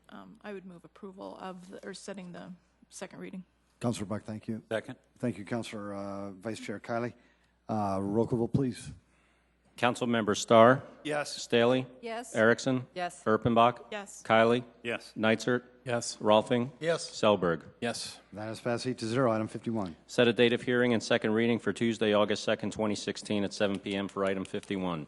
An ordinance of the City of Sioux Falls, South Dakota rezoning property at 2101 South Euclid Avenue from the RS Single Family Residential Suburban District to the RT1 Single Family Residential Traditional District. Petition number 4871-2016 and amending the official zoning map of the City of Sioux Falls. Planning Commission recommends approval 8-0. The applicant and owner here is Agape Construction. It is at that southwest corner of Euclid and West 29th Street. It's roughly 0.1 acres, so a relatively small lot. The request by the applicant is to construct a single-family home on this lot that's on a corner, and it makes it difficult to construct with the current RS zoning district. Jason, thank you. Council? Set reading, I move to set reading on second reading for August 2nd, 2016. Second. That has been seconded as well. A roll call vote, please. Councilmember Starr? Yes. Staley? Yes. Erickson? Yes. Erpenbach? Yes. Kiley? Yes. Nitzert? Yes. Rolfing? Yes. Selberg? Yes. That has passed 8-0. Item 52. Set a date of hearing and second reading for Tuesday, August 2nd, 2016 at 7 p.m. for item 52. An ordinance of the City of Sioux Falls, South Dakota rezoning property at West 24th Street and South Spring Avenue from the O Office District to the C2 Commercial Neighborhood and Streetcar District. Petition number 4873-2016 and amending the official zoning map of the City of Sioux Falls. Planning Commission recommends approval 8-0. The applicant and owner here is BHI Construction. It's roughly 0.80 acres in size. The purpose of this rezoning is they are looking at raising the existing building that is adjacent to South Minnesota Avenue. They are looking at constructing a new fast food chicken restaurant on the east side of the lot. And then the existing park area on the west side of the lot, they are looking at just rehabbing it and restriping it for the new fast food restaurant. Council? Move to set second hearing for August 2nd. Second. Thank you. That motion has been made, has been seconded. A roll call vote, please. Councilmember Starr? Yes. Staley? Yes. Erickson? Yes. Erpenbach? Yes. Kylie? Yes. Nitzert? Yes. Rolfing? Yes. Selberg? Yes. That has passed 8-0. Thank you. Item 53. Set a date of hearing and second reading for Tuesday, August 2nd, 2016 at 7 p.m. for item 53. An ordinance of the City of Sioux Falls, South Dakota, amending the Code of Ordinances for Chapter 156, floodplain management, and 157 subdivision ordinance. Jeffrey Schmidt from the Planning and Zoning Department. I'm surprised that the media left. This is such a big issue. It's huge. Back in 2008, I was having the opportunity to become your floodplain administrator. So for the last 8 years, we have stopped growth and development on the west side of Sioux Falls. 2,600 properties are in the floodplain. And this is the same presentation I gave at informational, so I'll whip through it pretty quickly. But they're a natural progression. I mean, the national flood, we have floods all the time. I'm sure everybody else was like me up last night early this morning when the rains came through. It's always something that we have to deal with in Sioux Falls. The timeline that I showed you, informational, only thing I'm changing is what's up there in red. We thought it was going to be in July. Now September of 2016 we'll get the letter of final determination. Now July 19th I'm here. March of 2017 we think we'll have the effective date. Then we also have to deal with the southwest part of Sioux Falls. Existing ordinance, the purpose of the ordinance, folks, is to protect life and safety, minimize expenditures, minimize the need. We are doing this floodplain ordinance to protect the life and safety of everybody within the City of Sioux Falls. That's why, again, I'm surprised the media is not here, because everything that you do when adopting this ordinance is to protect the property owners that are out there. The existing ordinance, how you do that is you restrict and prohibit people from building where they're not supposed to. You control filling, you prevent unregulated construction. So again, you don't have people like this guy on the west side, which the police will and fire department know, they drive on 41st Street when they're not supposed to. The subdivision design standards look at floodplains are not static. Everything I've done to change the amendments this time are because you understand that floodplains will always change. They're always going to expand, they're going to contract, they're not always going to be remaining as they are today. This is the 1969 flood up in the northwest part of town, but we've had significant floods. So based upon our history, our community rating system, the existing ordinance, I've adopted some amendments. We're being consistent. We've changed some of the definitions. We've put them in the floodplain ordinance. We're doing things that are required by FEMA. Everything is really required by FEMA, but I've underlined what's really being changed. So we're going to date it as the new effective maps are coming into place. We're going to be requiring hydraulic and hydrology analysis in areas so that we know really what the flood risks are, so that you don't have property owners moving into areas and then coming back and saying, why didn't anybody tell me? We will know. We're going to reduce the ability to have people go into an area and then ask for a variance and say, but I don't want to build to the standard. We're going to basically eliminate that ability to do that. We're going to require a $50 fee when they're in the floodplain and they come in to request a floodplain development application. This is the standard that we will have when they have to do a hydraulic and hydrology analysis. They will have to look at, in one there, no development shall. If they're going to do development, they shall not obstruct the flow, and B, they shall not cause an increase in that area. Basically, what happens now is they go in there and they go, well, my property's fine. Yeah, but they cause it to increase on everybody else's property. They will no longer be able to do that. And then two, the floodplain administrator, I will deny permits if they do that. Specific standards, A, we're just basically, we've already required that in the building code, looking at the minimum grade elevation. So we're requiring that in the floodplain ordinance. Specific standards for residential construction. This is already our policy. If someone comes in that first section and they request a LOMAR F, which is a letter of map revision fill, if they go into a floodplain and they fill it, I require them to do those things in the bottom. They have to give me their lowest floor elevation, their lowest ground elevation, and their base flood elevations. That's my policy. I'm putting it in law. So then in a subdivision ordinance, the blue is what's required already or going to be required in engineering design standards. And then 2 and 3, residential building lots shall be provided with adequate building area so that, again, these building lots don't flood.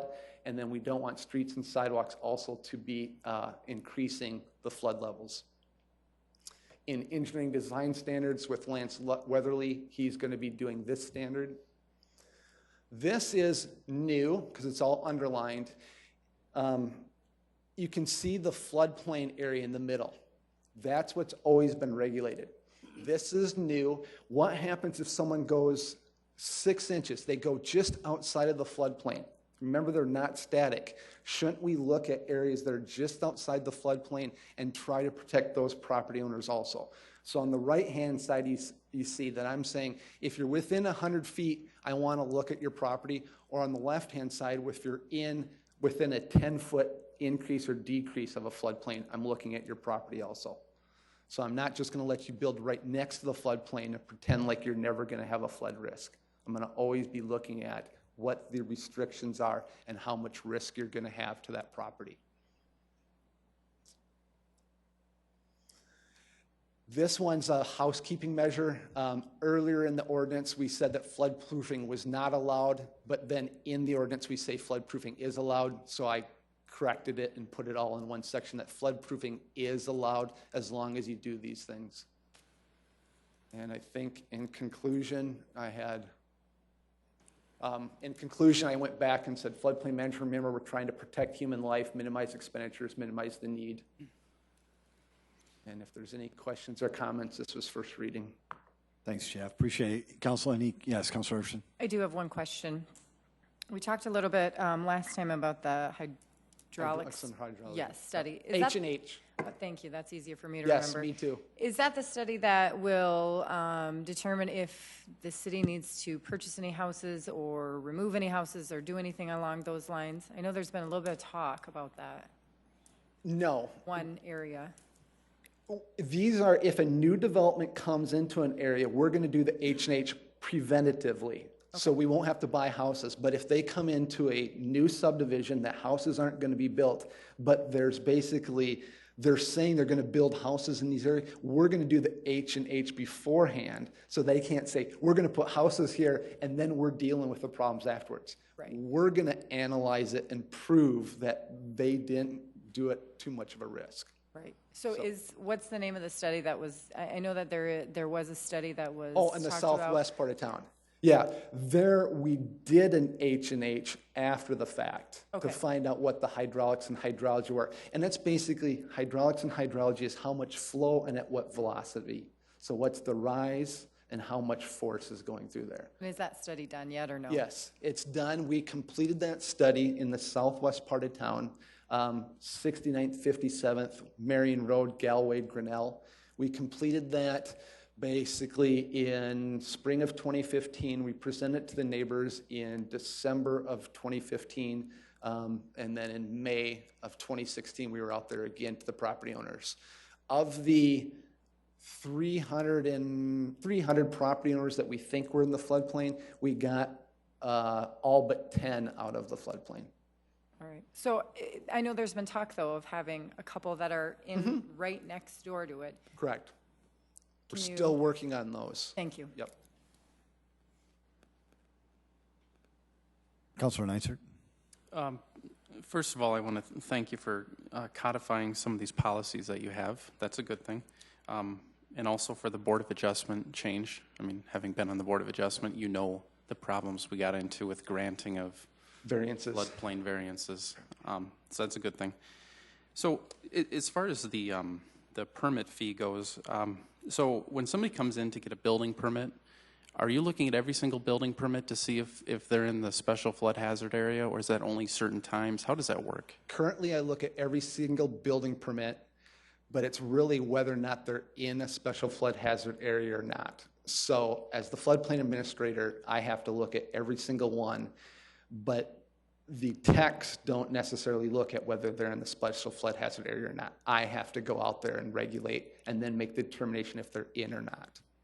And if they're not in, then they don't. none of this applies. There's Correct. no permit fees. They don't have to bring in extra forms. It's just. Correct. Then you're not regulated by this. And again, that's the real benefit of this new map, because we're going to go from the 2,500, 2,600 properties down to about 800. It's going to be a significantly lower number of properties that hopefully I'll have to look at. Okay, thank you. Yep. Council, do we have a motion here? We don't. Councilors? Move to set a date of hearing. No, we don't need, this is a. I know it setting is. a date. Set a. We do? Yes, we do. Yes. Council Vice Chair would like to set that date of hearing. Thank you. As it was read originally. Thank you. Second, Erickson. Councilor Erickson would like to second that. A roll call vote, please. Councilmember Starr? Yes. Staley? Yes. Erickson? Yes. Erpenbach? Yes. Kylie? Yes. Neitzert? Yes. Rolfing? Yes. Selberg? Yes. That is passed 8-0. Item 54. A resolution establishing the City of Sioux Falls provisional legislative priorities for the 2017 state legislative session. Good evening, Jim David, Legislative Operations Manager for the City Council. For your consideration tonight is a resolution adopting your provisional or interim legislative priorities for the 2017 legislative session. This resolution is intended to provide guidance at the Municipal League's Policy Committee meeting scheduled in mid-August. The policy committees are responsible for drafting the Municipal League's policy or statements of policy, which will guide their lobbying effort during the 2017 session. Currently, the provisional priorities are as follows. The first priority speaks to local control and the flexibility to address local issues locally. Number 2 supports reforming the legal publication statute to allow alternatives options for all local government. Number 3 supports protection of municipal government's limited sources of revenue, such as sales tax and others. The next item supports what's commonly referred to as workforce or affordable housing. And number 5 supports legislation allowing counties to tax alcohol, modeled after the city's entertainment tax, but limited to alcoholic beverages. Number 6 is a general statement supporting cooperative activities between counties and cities. Number 7 supports greater local control and flexibility for counties when it comes to budgeting. In 2012, for number 8, 2012, the legislature increased the surcharge from 75 cents to $1.25. This was the first increase since 1989, but it was sunset for 2018, so this provision supports either repealing that sunset or extending out that repeal date. So I'd be happy to answer any of your questions. Thank you, sir. Folks, did anybody in the audience want to speak to this item? Councilors? Move to approve, Erickson. Second, Rolfing. Councilor Erickson's made a motion to approve this item, seconded by Councilor Erpenbach. Councilor Neitzert? Jim, could you please put number 1 back on the board? Yes. I just want to say in regards to number 1, I've always had a problem with number 1 because although I'm for local control, I don't think it should be easy to tax and spend. And so I don't necessarily mind having my hands tied a little bit in that regard. Can you go to number 3? Yeah. That's the only other one that I have in a bit of an issue with. I've always been pretty vocal that I don't think we have a revenue problem, we have an allocation problem, and I've always found this to be pretty mercenary to our county partners, and so I just don't like the spirit of this one when it comes to when we're talking about cooperation. So I just wanted to throw those 2 out there. Thank you. A roll call vote, please. Councilmember Starr? Yes. Staley? Yes. Erickson? Yes. Erpenbach? Yes. Kylie? Yes. Neitzert? No. Rolfing? Yes. Selberg? Yes. That has passed 7-1. Thank you. Council, any other business? Motion to adjourn, please. So move. Been a motion to adjourn. This meeting has been seconded. All those in favor say aye. Aye. Opposed? This meeting is adjourned. Falls. Make it a great night.